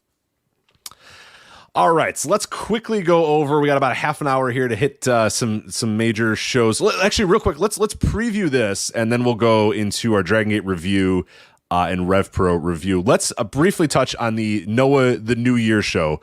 Streaming on Wrestle Universe January 1st, 4 a.m. Eastern. This one is Kaito Kiyomiya versus Kano, GHC Heavyweight Championship in your one of two double main events. But the match that is going to be going on last, because of course it is, the Great Muta versus Shinsuke Nakamura. So that's a hell of a 1-2 punch for this Noah the New Year. What's your excitement level for Muta versus Nakamura? I know that seeing Muta again is like, I'm with you. I've seen him enough, but seeing Nakamura back in Noah or back in proper Japan, in a proper Japanese promotions, got me a little excited to see if there's any of that old spark or if he's just completely just the guy we've seen for the last 7 or 8 years or whatever. Yeah, it'll be interesting. He's doing the Muta gimmick, right? And, seeing Nak back in Japan, very odd to be seeing him in the green ring, but, I'll watch it. It'll be interesting. It's in a couple days. So, it is on the 1st, meaning it'll be late Saturday night, early Sunday morning for Americans. Wrestle Universe, of course, or your pirate site of choice. And, we'll talk about it next week for sure. I mean, it's an interesting match. Kiyomiya and Kano, every time they've gotten in the ring, it's been fucking tremendous. And now they're going to be in the, quote unquote, main event here for this show. I mean, that I cannot wait to watch that match. I mean, these guys beat the ever living shit out of each other. And I'm super excited to see this one too. I think this is a big time moment for them to finally sort of get that spotlight, have this big match. I feel like I'm maybe spinning my wheels here with Kiyomiya, but it does feel like finally now they've put the Muto thing in the rear view. He's off doing shit with other people that he came up and doing his retirement tour thing. But now it does finally feel like they're ready to kind of put this thing behind him and get going. And I think this is going to be a really, really, really fun match. Kiyomiya and Kano just have tremendous chemistry with each other, and I can't wait to watch it. They've got history on these New Year's shows.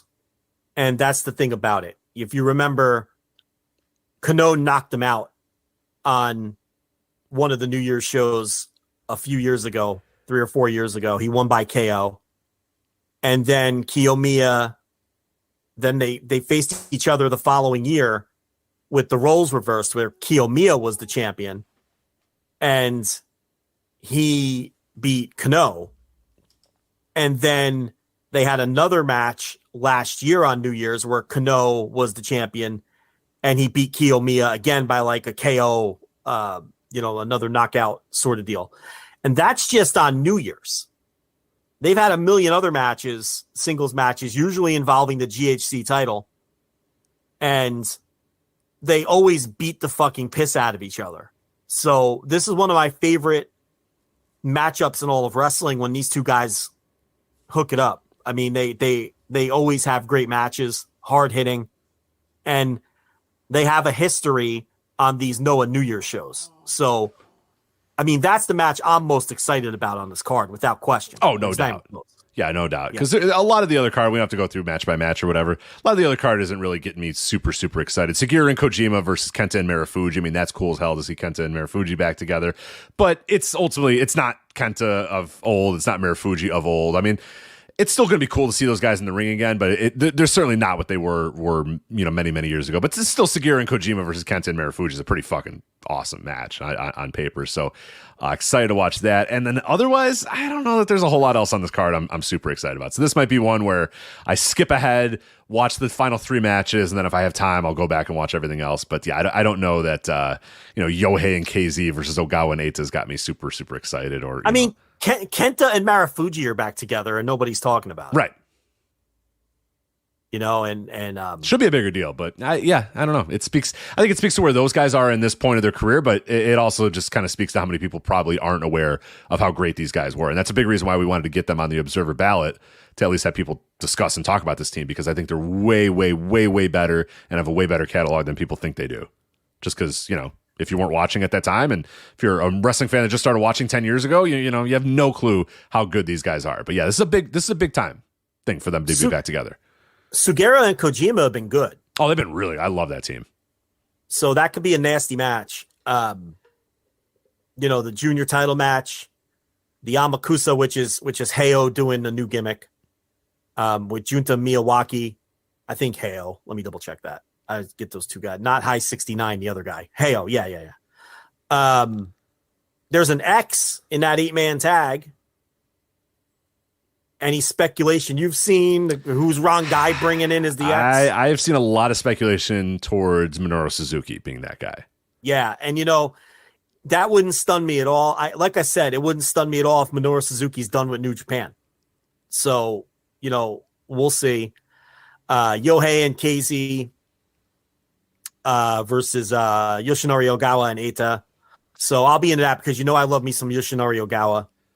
Well, it could be yet. You know what? I am into that match now because it can be yet another year, 2023, where Ogawa goes out there and has a great match, adding to his, the catalog of years where Ogawa's had a fucking great match as he continues to pile them on and on and on and on, forever and ever. That guy was going to be great. He's going to be great. He's going to have to be great for like another 10 years, right? And he's going to. Oh, he ain't done. He's not going to slow down. How you guys slow down a second? He's not done. And the way he works, he can be good again for a while because, he just picks body parts and brutalizes a body part. They did 19 different turns again with the juniors recently. And, they got out of that habit for a while. And now they're doing the thing where the juniors constantly turn on each other again, which might be just what everybody wanted. Well, look who's back around, so, I mean, probably has something to do with it. Then there's I'm looking at the down card stuff. How about Tim Thatcher versus Jack Morris? How about Thatcher, Jack Morris. Yeah, that's in our preview. I believe Paul wrote this. We have a preview up at voiceswrestling.com.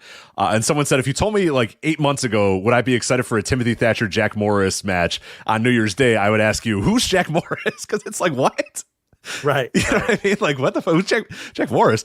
But yeah, Tim Thatcher, Jack Morris, just on the undercard of Noah the New Year. It's wild. I don't know. Mochizuki's bringing Mochizuki Jr. and his crew. To work an opener with Susumu. So, it's a good looking lineup. I think that'll probably be a good show, if not a little long. It might be a little long. It's going to be a little long. And that's why I'm going to do the thing where I scroll ahead, watch the final 3, and then if I got time, I'll watch the others. And I'll try. Like, production value of Noah is always really good. It always looks beautiful. And yeah, I mean, it's New Year's. Hey, New Year's is a time to watch every Japanese wrestling promotion and say you're going to watch every Japanese wrestling promotion all year, and then 95% of them you stop watching after that day. But you got to watch them all on New Year's Day.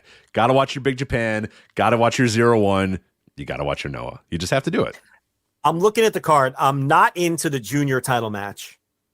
I'm not into that 6-man tag with Yone Saito and Taniguchi versus Kitamiya, Inaba, and Inamura. No. Yeah. There's the singles match with Yano and Ozawa. I'm not really into that. the American guys, Ninja Mac and Dante Leon are back, and a 6-man with Alejandro versus Suji Kondo, Tadasuke, and Hiroki. Oh wow! Look at you. A little tongue roll too. You like the tongue roll? I like it. You did not call him High 69 for the first time I think ever. I think there's only like 3 matches that I'm decidedly not into. So it's, the match with the X, you want to see who the X is. I want to see the X, so I can't say I'm not into it. But I don't want to see the match. Okay, so once the X comes out, Fujita, Kendo Kashin, Nosawa, and X. So I get that. Once the X comes out, if it's not someone I'm into, I'm Xing right out. But I want to see who the X is. Fair. Okay, that's fair. So I can't say I'm not interested in a match when I'm clearly interested in the X. So that's a decent looking show. I think it's going to be too long. Here's what's going to happen. I'm not going to watch it live. It's going to be January 1st. I'm going to pull it up. The file's going to be 4 hours and 49 minutes. And I'm going to be like, oh my God. Oh my God. And I'm going to work through it. I'm going to listen to my good, close personal friend, Mark Pickering, who I am a very good, close personal friend I'm of. sure he's going to shout you out personally during the show and also call you his very close personal friend. Yeah. Well, he'll probably sub-commentate me at some point, but I don't think he's going to shout me out. I'll be into it. What else we got here? All right, let's move on to, we got reviews of 2 shows that we watched this week. Let's start with Dragongate's The Final Gate. Took place on Christmas Day. I know, Joe, you opened the presents. You said, hurry, open the presents, open your Nintendo Switch. I got to watch some Dragon Gate. Did you watch this on Christmas Day proper? No. Oh, okay. No. You were spending time with your family? Yeah, what kind of degenerate do you think I am? I mean, you were watching basketball and watching football by yourself. This is not 2014 Flagship, where I probably would have watched it on Christmas Day. I had shit to do. So, no, I did not watch this show on Christmas Day. I told the kids, hey, wrap this thing up. Not wrap it up. Unwrap this shit because I got to go. I got to watch The Final Gate. But anyway, it took place on Christmas Day. I also did not watch this on Christmas Day proper. But main event, Yuki Yoshioka defeats Ben-K to retain the Open the Dream Gate championship. I really, really like this match. Where were you at on this? This was kind of a rebuild of Ben-K. There's been a lot of time where Ben-K has just kind of been on the outside looking in Dragon Gate. He had this moment a couple of years ago and then got knocked out in the match, like knocked out proper. And then from that point forward, it's all been kind of, it felt like they just either haven't featured him or they're not quite sure what they wanted from him. But this I felt was a huge, huge moment for Ben-K to kind of prove to everybody that no, I still belong and I'm still a top dude. And I thought they had a really, really fun match here. I know you've been kind of in between on Yoshioka. I like him a lot. I like Ben-K, and I thought these guys had a tremendous, tremendous main event. What'd you think of the main event of Final Gate? I thought this match had 3 very distinct acts. They grappled at the start, and then in the middle portion of the match, they beat the shit out of each other. And it really felt like a very non-Dragon Gate main event in that it felt like the style of work and the style of match that you would see maybe in the Big Japan Strong division or something like that, because they were really laying into each other. And these are bigger guys by Dragon Gate standards. Right. I liken this to like a Sagira versus, insert whoever match. You know what I mean? Whether that be from, Noah or big, you know what I mean? Like it's one of those kind of 2015 Big Japan Strong or, Sagira versus Suzuki type of match or whatever in Noah. Like, that's what I put in my notes. It's like, this didn't feel or look like a Dragon Gate match for a few moments there, which is cool. I like that. No, yeah, because by Dragon Gate standards, they're bigger guys. They'd be smaller guys in any other promotion, but they're big guys for Dragon Gate. And then the third act was the excellent closing stretch. So as a total package, I really enjoyed this match. And for me, it was the best Yoshioka match I've ever seen because I've never been particularly impressed by this guy. So I went 4 1/4 on it. I think that Yoshioka, for me, I just find him extremely boring as a personality. He doesn't grab me. I'm not interested in him at all. I don't look forward to his matches. But this match was really good. So I have to give him credit. Am I looking forward to his next title defense against who the fuck walked out? Shun Skywalker? Yeah, because I hope he loses. Because I like Skywalker and I don't like Yoshioka. But I know the company's behind Yoshioka. I don't think this card drew particularly well. 2,589. So I don't know where that ranks. I'm sure the Open the Voice Gate podcast they'll have some insights on that. But way down from the last pre-pandemic Dragon Gate, but from the last pre-pandemic Final Gate. But that might be a little unfair because everybody's way down from pre-pandemic levels in Japan, with the exception of maybe Noah. So, and Stardom maybe, but I don't pay close enough attention. But you know, and they were up a little from the last Final Gate, but I don't know anything about what the restrictions are anymore or anything. I just know that they're still way down from the pre-pandemic Final Gate.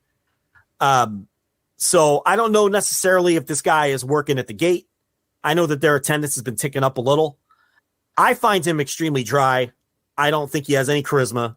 But I seem to be on an island. I don't know. He just does nothing for me. But this was a really good match. It's weird because he does nothing for me, but I see what they see in him. Does that make sense? Right. Like he projects like a star. He kind of carries himself, but he also doesn't have the charisma of a star. Like, he looks good with the title. He comes out and you're like, that guy's a champion. You know what I mean? He's got a good look. He's got good hair. He comes out looking good with the title. You're like, yeah, that guy looks like a world champion. But then there's not a whole lot else there. And I get it. I get it. I'm more with you on that than I've seen from other people, but I do think his work is good. You're more into his work than I am. Yeah, I like his work a lot more than you do, but I kind of agree with you that he's kind of a dry personality. So Kai versus Yamato last year did 2,012 fans in the same building. So they're about 500 up from last year. But I mean, it's fucking Kai.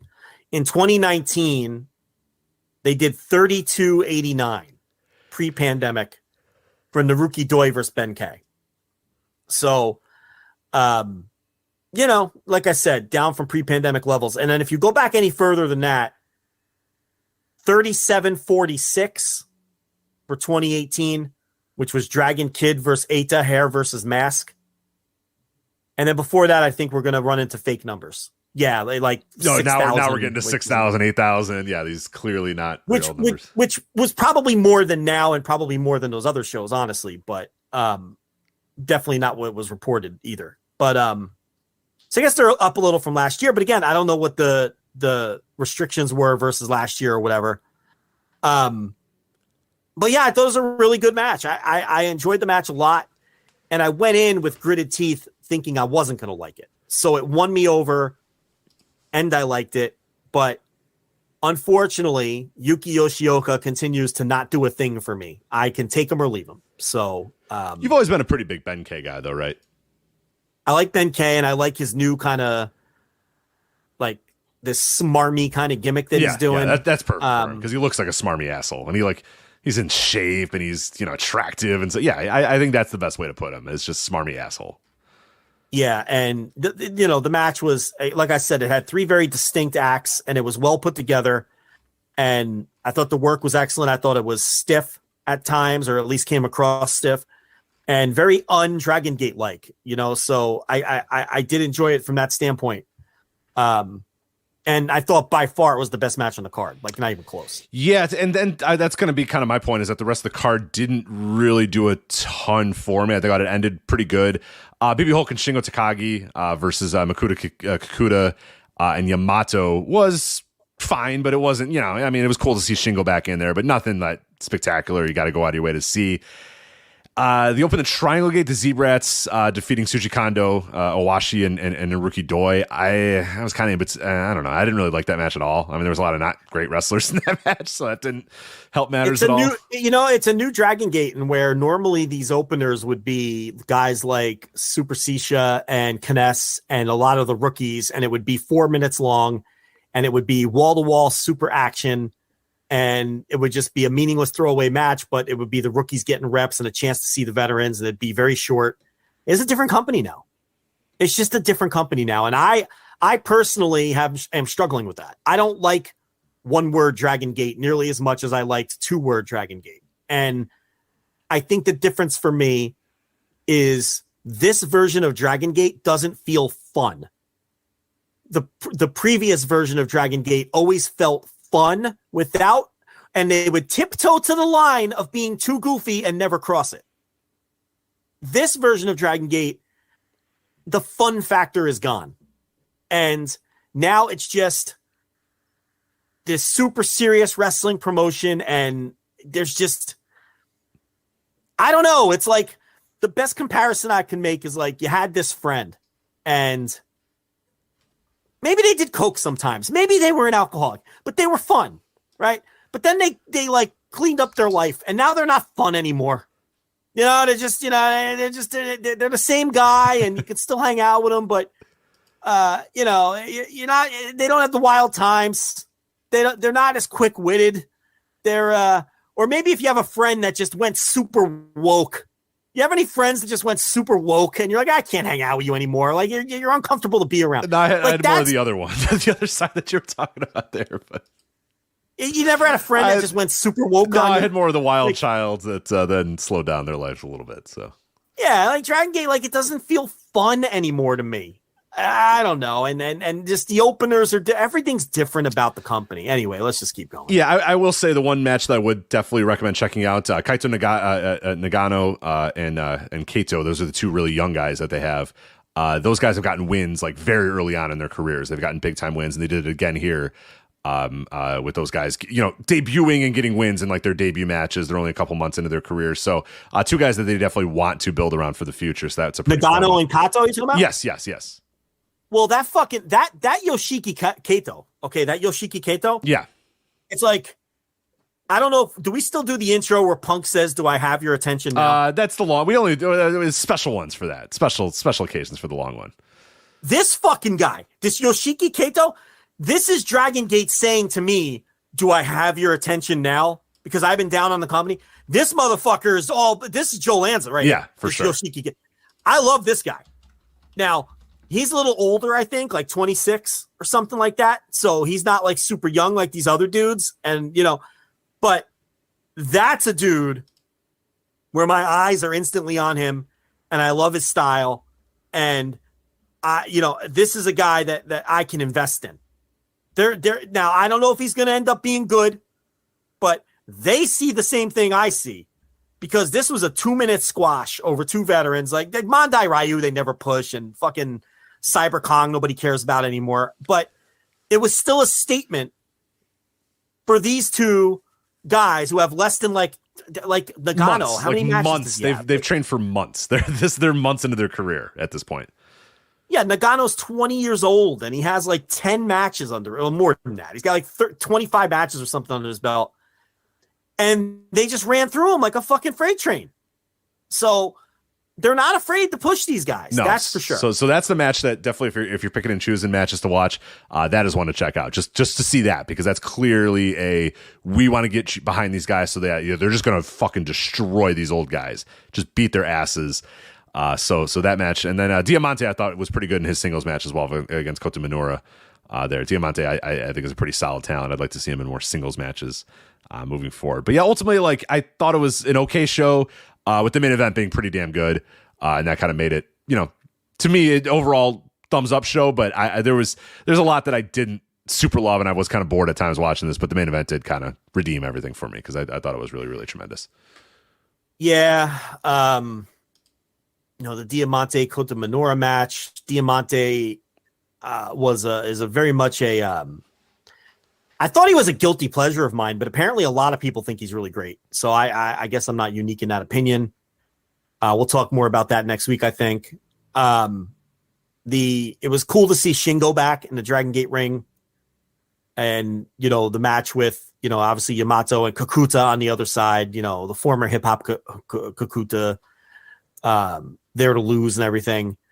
Yeah, I mean, the Triangle Gate match was okay. I can't say it set my world on fire. Minorita versus Hyo was all right. I don't know. I'm still not super high on this show was fine. I didn't hate this show. I liked this show, and I thought it had a great main event, and I'm really into this Yoshiki Kato, but can I sit here and tell you that Dragon Gate has reeled me back in? They have not. I need these young wrestlers to start showing a little more charisma. I know it's a lot to ask for a lot of them because they're so early in their careers and whatnot. The Dragon Gate's just missing something for me. It's the fun factor. I'm telling you, that's what it is. I get it. I watched that T-Hawk versus what's that guy's name in Singapore Pro Wrestling? Aiden. I forget his last name. That felt like a fun, old school, fun Dragon Gate match. You know, you had Shima and the rest of the Strong Hearts at ringside. They did the ref distraction. Aiden Rex, right? Aiden Rex. I wrote the review last week. They did the ref distraction and the train spot with the units fucking clotheslining each other, and I'm like, damn, this is what Dragon Gate used to feel like. You know, this version of Dragon Gate is like, I don't know, man. It's like your buddy became a born again Christian or something. I don't. It's like the best way I could. Joel Abraham put in the No Dopes chat room. By the way, Super J-Cast. He's the co-host of the Super J-Cast. Just released an episode as this show was going on. Amazing how that can happen. Previewing Wrestle Kingdom with one Kevin Kelly. So there you go, Super J-Cast this week. Kevin Kelly joins Joel and Damon to preview Wrestle Kingdom 17. Joel says, DG are a buddy that had kids and now won't shut up about his kids. That's not bad either. Yeah, that guy. You know, the guy was a fun party guy, and now he's like, you're like, hey, what's going on, man? And he's like, oh, so like Lexi is walking, and you're like, yeah, man. Yeah. Cool. Yeah. Yeah, no one cares. I don't care about your dopey kids, man. Yeah. No, that's a good one too. Yeah, there's showing you his pictures of his phone. Oh, we went to Disney World. I don't care. Scrolling. Yeah, that was Magic Kingdom. All right, cool. Yeah, cool, sweet. Vacation pictures. Oh my god. Nobody wants to see that ever, unless asked. Do not show people vacation photos. So. And unless clearly asked, and not just like that, oh, you guys went to Disney World. Oh, that's cool. That's not asking to see pictures.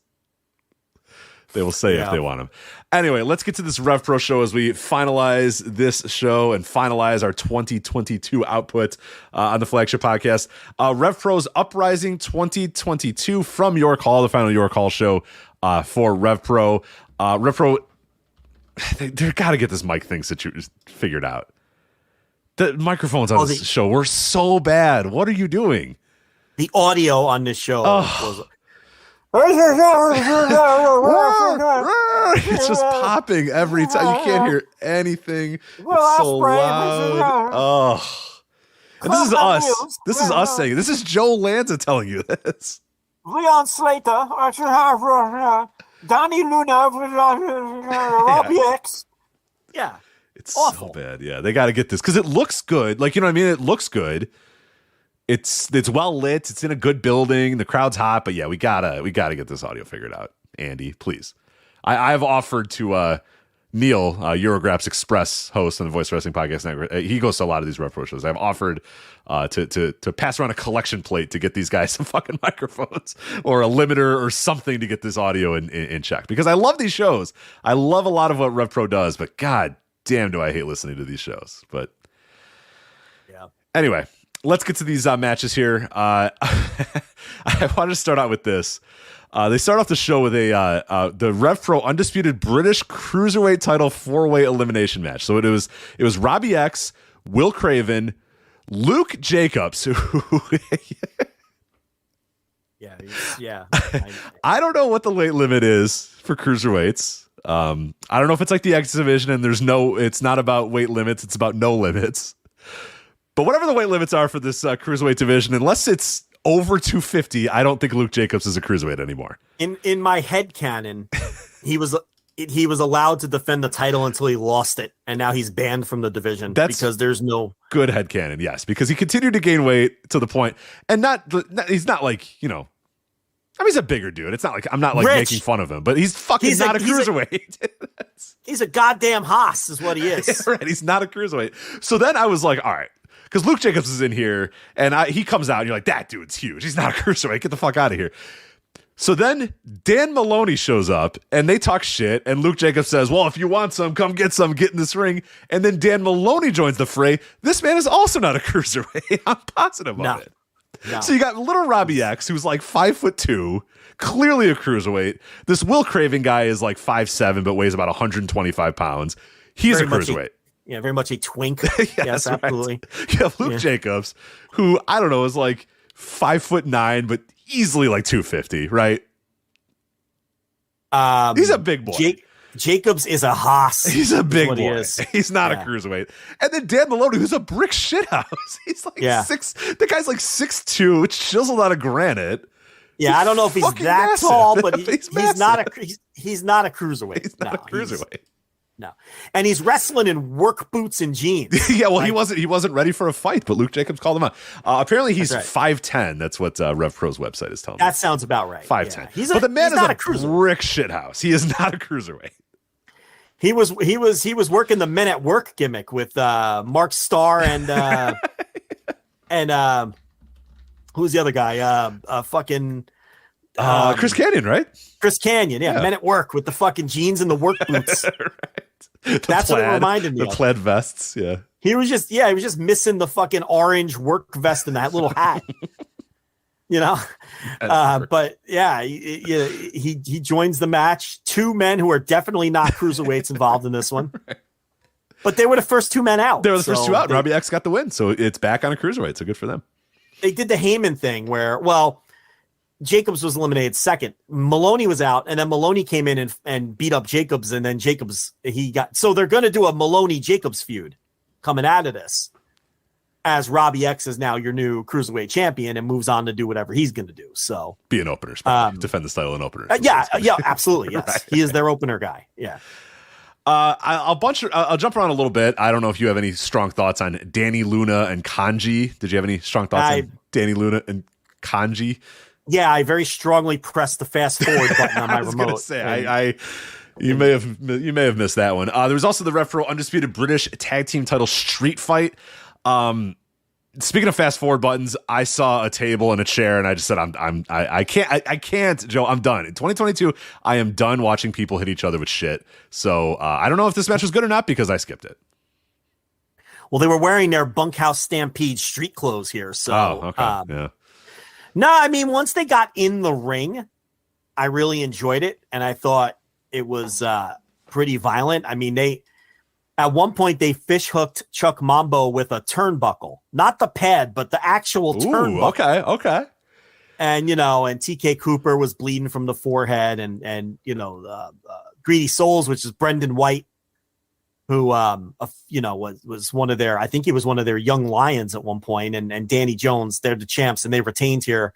But yeah, you and I have both had enough of these street fights, but this one did win me over by the end. And to be completely honest, it's not RevPro's fault that WWE can't stop doing these. It's a me problem. It's not a them problem. It's just I don't want to see people hit each other with shit ever again. Right. It's not their fault though that the 2 biggest companies keep doing this shit. Especially WWE, though. Then a match I do want to talk about, Zack Sabre Jr. versus Leon Slater. Leon Slater is a guy that we've been talking about all this year.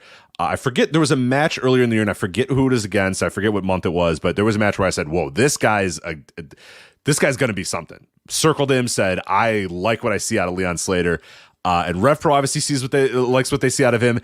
And I think Zack Sabre Jr. likes what he sees out of him because they went out there and Zack Sabre Jr. gave this guy everything he could possibly give him in these 17 and a half minutes, almost 18 minutes. They worked their asses off in this match, and Zack Sabre Jr. did everything he can to make Leon Slater look like he belonged on his level. And ultimately, Zack Sabre Jr. got the win, but Leon Slater survived and fought and survived and fought. And it's one of the oldest, most classic, wrestling match structures is the cagey veteran versus the youngster, and the cagey veteran maybe taking the youngster for granted, but then finding out, oh wait, this youngster's got a little bit more than I thought in him. The youngster not going away, and then finally the cagey veteran just saying, all right, no, enough's enough, putting this guy away and finally defeating him. And they did it here, and it rocked, and I loved it. And I thought this was really, really good. Go out of your way to watch this match, mostly just to see Leon Slater, who I think is going to be a big deal in RevPro in 2023. What do you think of it was good. Sabre and Slater? Yeah, it's a good match. Yeah, and Leon Slater is a guy to keep an eye on. There's some upside there. He's not even close to a finished product, but you book a match like this on purpose, to get him in there with one of the best guys in the world and someone that can give him a little credibility. And he's not at the point where he should be beating Zack Sabre Jr. No. And he didn't. But for Zach to have, a back and forth match with this guy, and for them to book him with Zack Sabre Jr. to begin with, tells you what they think of him. So he's definitely a guy in this promotion to keep an eye on in 2023. Then we'll move on to the final few matches here. We had Great Okan versus Zach Knight. He was replacing Ricky Knight Jr. For the RevPro Undisputed British Heavyweight title match. Great Okan defeating Zach Knight, so then winning the title here. Zach, I'm sure he's a nice guy, but this was no good. That's all right. I mean, he's not Ricky Knight. He's not RKJ, I'll tell you that. But he's not RKJ, and a lot of it was building towards the eventual RKJ Great Okan match. RKJ got involved in at different points in this, and so the story was that Zach Knight was just overmatched, and Ricky Knight Jr. with the broken wrist, unfortunately, lost his title, even though he didn't even step into the ring, and he's going to want to seek revenge, not only to get his title back, but to avenge the loss that his brother took here. And, they were telling stories here more than anything else. And, Okan, I'm confident would have lost this match if it was just Ricky Knight Jr. versus Okan. But with that said, if Ricky Knight Jr. hadn't gotten injured, we would have never gotten the Will Ospreay Tomohiro Ishii match. So it all worked out. Oku and Mills they did the split and they're doing this big feud now. Those would have been the top two matches, and there would have been no Will Ospreay Tomohiro Ishii match. So it was like a little happy accident, because now Ricky Knight Jr. has this obvious story with the Great Okan. Yeah, I think it's going to actually be a cool story. Like, I love that story of him. Like, hey, you never beat me. You never beat me for this title. Now I'm going to get it. Like, I think there's a good story arc there. I like it. And it gives Lord Gideon Gray more opportunity to be just an absolute shitbag in that company. I think it kind of worked out pretty perfectly, to be honest. Like, the match itself didn't deliver that much for me. But again, like, I think now you have you bring Okan back. You have Gideon Gray fill in the gaps in between. And then, the story is, Ricky Knight Jr. getting healthy, getting ready, and finally going back there and winning the title back. So, sounds awesome.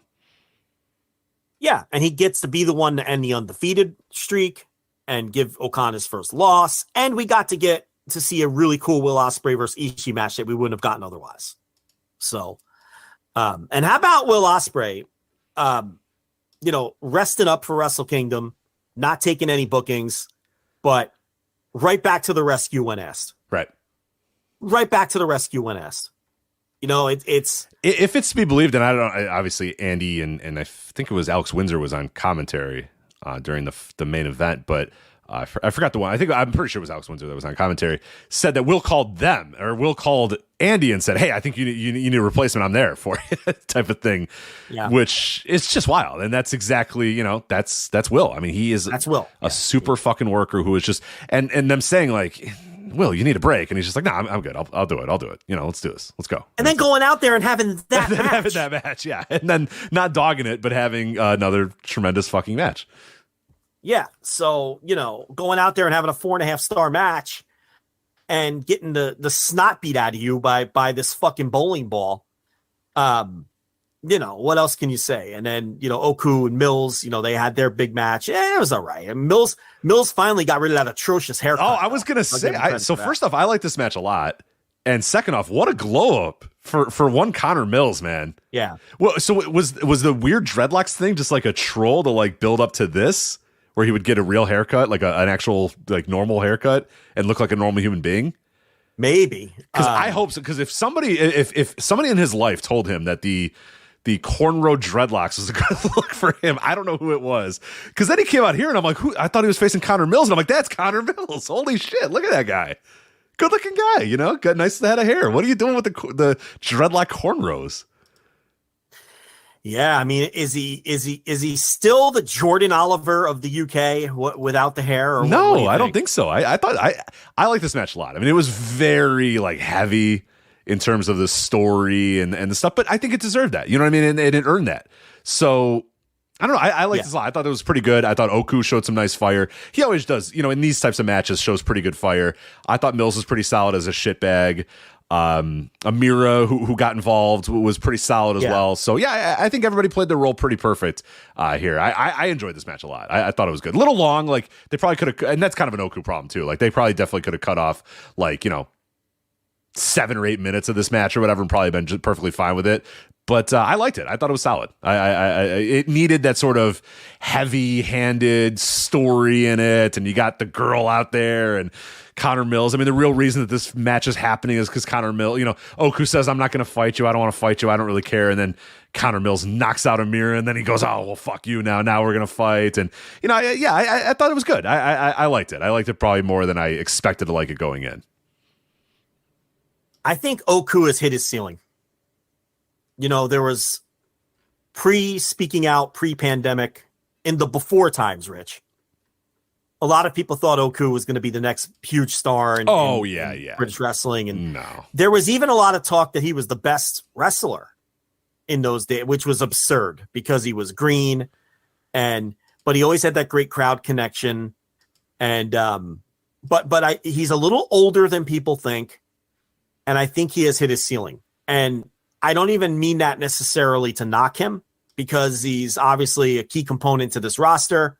He's very popular. He still has that great crowd connection, but I don't think he's ever going to become like this next great wrestler who's going to pop up on a Super Junior tour. And, I think we've hit the ceiling with Michael Oku. That's my feeling here. I think that RKJ has the higher ceiling. I don't even think that's controversial. RKJ is a guy who I can see his career expanding beyond this and becoming a worldwide star and all of those things. We haven't seen some of the other guys like JJ Gale or some of these others, that work a little more sporadically. And now we have this Leon Slater, who's a long-term prospect. But as far as Oku goes, I think he's hit the ceiling. I'd be interested to see what other people think about that. I like him, but I think you're probably right. Yeah, ultimately, I don't think he's like I wouldn't at this point shoe him in as like a guy that I want as like my top star or my champion or whatever. I like him as like a guy on the card, 7 main events, middle of the card type of guy. That's where he is. But you're right. People were expecting this guy to be like the next big thing, quote unquote, and he's not that. He's not. I think people hyped him up too much. I think people when they were desperate to find the next guy, and that was the guy that everybody was like, "This is the next guy." Like it was a lot of the post NXT UK thing was like, "This, there's no one left," and it's like, "No, there's this guy." It's like, oh, okay, hold on. Yeah, and we didn't get Callum Newman or JJ Gale on this show, but Callum Newman, I think, has unlimited upside. And JJ Gale's one who we'll have to see too. They got a lot of nice young wrestlers that are sort of in this RevPro verse. Yeah. Oku, I think Oku might be 30 at this point. He might not even be in his 20s anymore. Let me see. Michael Oku is 29 years old. 29. Okay. Yeah. This is who he is, I think. I think we're topping out. I think we're hitting the ceiling with him. So, sounds like I'm burying the guy. I mean, I like him just fine, but I don't think he's getting much better than this. Is my point. Yeah, I'm with you there. But I think it was overhyped to begin with. To some degree. Yeah, and that's not necessarily his fault. I mean, that's just the hype train went on him. But yeah, I like this match. I would definitely recommend it. They did a good promo video too. If you're trying to catch up on the story or whatnot, I think they did a good job of letting you know what's going on. And then obviously the main event was Will Ospreay and Tomohiro Ishii, and it's Will Ospreay and it's Tomohiro Ishii, and they had a 20-minute match. So what do you think happened? It was fucking great. So yeah, full on maximum effort from both guys. And Ospreay doesn't have to do that. He can show up and have a perfectly competent match and play the hits. But no, they went out there and beat the piss out of each other. I did see that somebody asked on Twitter. They asked the RevPro account, which I'm pretty sure is the promoter. Yeah, Andy. Yeah, about Global Wars, and he made an interesting comment that the ticket prices of airfare from Japan has basically tripled, and to not get your hopes up for that, and they'll try to make it work, but it's just cost prohibitive at this point with the airfare as it is. So that was interesting. But they got Ishii in here for this. Now, I don't know how that lined up with the Jericho match. I mean, let's look that up. Did he like stop on the way back to Japan, going the long way or something? Like, how did this booking even? I think are you talking about for Will? No, for Ishii. Oh, for Ishii. Yeah. Who the fuck knows, man? That guy's a world traveler. They seem to always be able to sneak him in. Did they put him in the luggage? Or they just might stuff him in a bag or something like that? So he wrestled Jericho on November 23rd, and this wasn't until December 17th. That's what I'm saying. They just flew his ass in. They just flew him in. Yeah, he always seems to find a way. Like, he's just always booked everywhere. He's like any country, on a second's notice, they'll get Tomoe in there. Yeah, they just flew him in, I guess. He probably flies coach. He probably doesn't care, right? Puts his sunglasses on. No, because then 5 days later, he was working the Cork and Christmas shows. Right, I know. I don't know. Now, Ospreay may have just been in England anyway. Yeah, I think he stays in the UK. So and it's around Christmas time, so yeah, so he's probably just chilling with his family, and then he said, fuck it, I'll wrestle. Why not? Screw it. I got my gear. I'm good. But, they paid to bring in a big-time opponent. And Ishii just picks up the phone and is like, all right, I guess so. Just hand him a $20 bill. I love that man. That man's great. Tomoe Ishii. Fucking rocks. Anyway, there you go. So, yeah, one more notch in Will Ospreay's Wrestler of the Year. Just wanted to get one more in there, just in case. Yeah, well, now he's just showing up. Bald thought he could sneak his ass in. Get the hell out of here, Bald. Yeah. Hit the bricks, pal. One more for Will. Yeah, now he's just. This is just like he's on the 20-yard line. He's doing the Deion Sanders, the high kick, high legs, as he's strutting in for yet another touchdown. Just like better than all of you. You know it. You've just completely wore your woman out, and she's like, just finish already. She's like, we've been going at this for 3.5 hours. Come on, Joe, just wrap it up. Hours. God. I don't know. I thought you'd relate. I don't know. It's 3.5 hours. No. Sometimes you go hard. Too late. No, that's bedtime, man. That take too long. I have a bedtime. Get out of here. Wrap this up in 17 minutes. Let's go. Right, yeah, let's hit the bricks here. Let's go. I gotta wake up. We got Forensic Files to watch. I gotta go to bed. So anyway. With that said, that is it for us here on the Flagship. That is it for 2022 on the Flagship. So Happy New Year, obviously, to all of you. We'll be back next week, 2023. We will touch on Wrestle Kingdom. We'll talk about Noah the New Year. I don't know if the 0-1 and Big Japan stuff will be out there by then. Probably not. That'll probably be in another week or so, but we'll touch on it all. We'll do it all next week on the Flagship. VoicesOfWrestling.com for previews, reviews, and columns. The Voice of Wrestling Podcast Network, of course. You want to subscribe to that, as well as all of the individual show feeds. Everything is up there. Voice of Wrestling Podcast Network, podcasts about everything in the world of wrestling. We also have our Patreon, patreon.com/Voices of Wrestling, voicesofwrestling.com/Patreon, and Flagship Patreon.com. $5 tier, $10 tiers for that. We got prediction shows, the year in review awards, the 2022 Flagship Awards, Goldberg 173-1, many other things available there at Flagship, patreon.com/Voices of Wrestling. So that is it for us. We'll talk to you next time. That's Joe. I'm Rich. Take care. Bye. Happy New Year.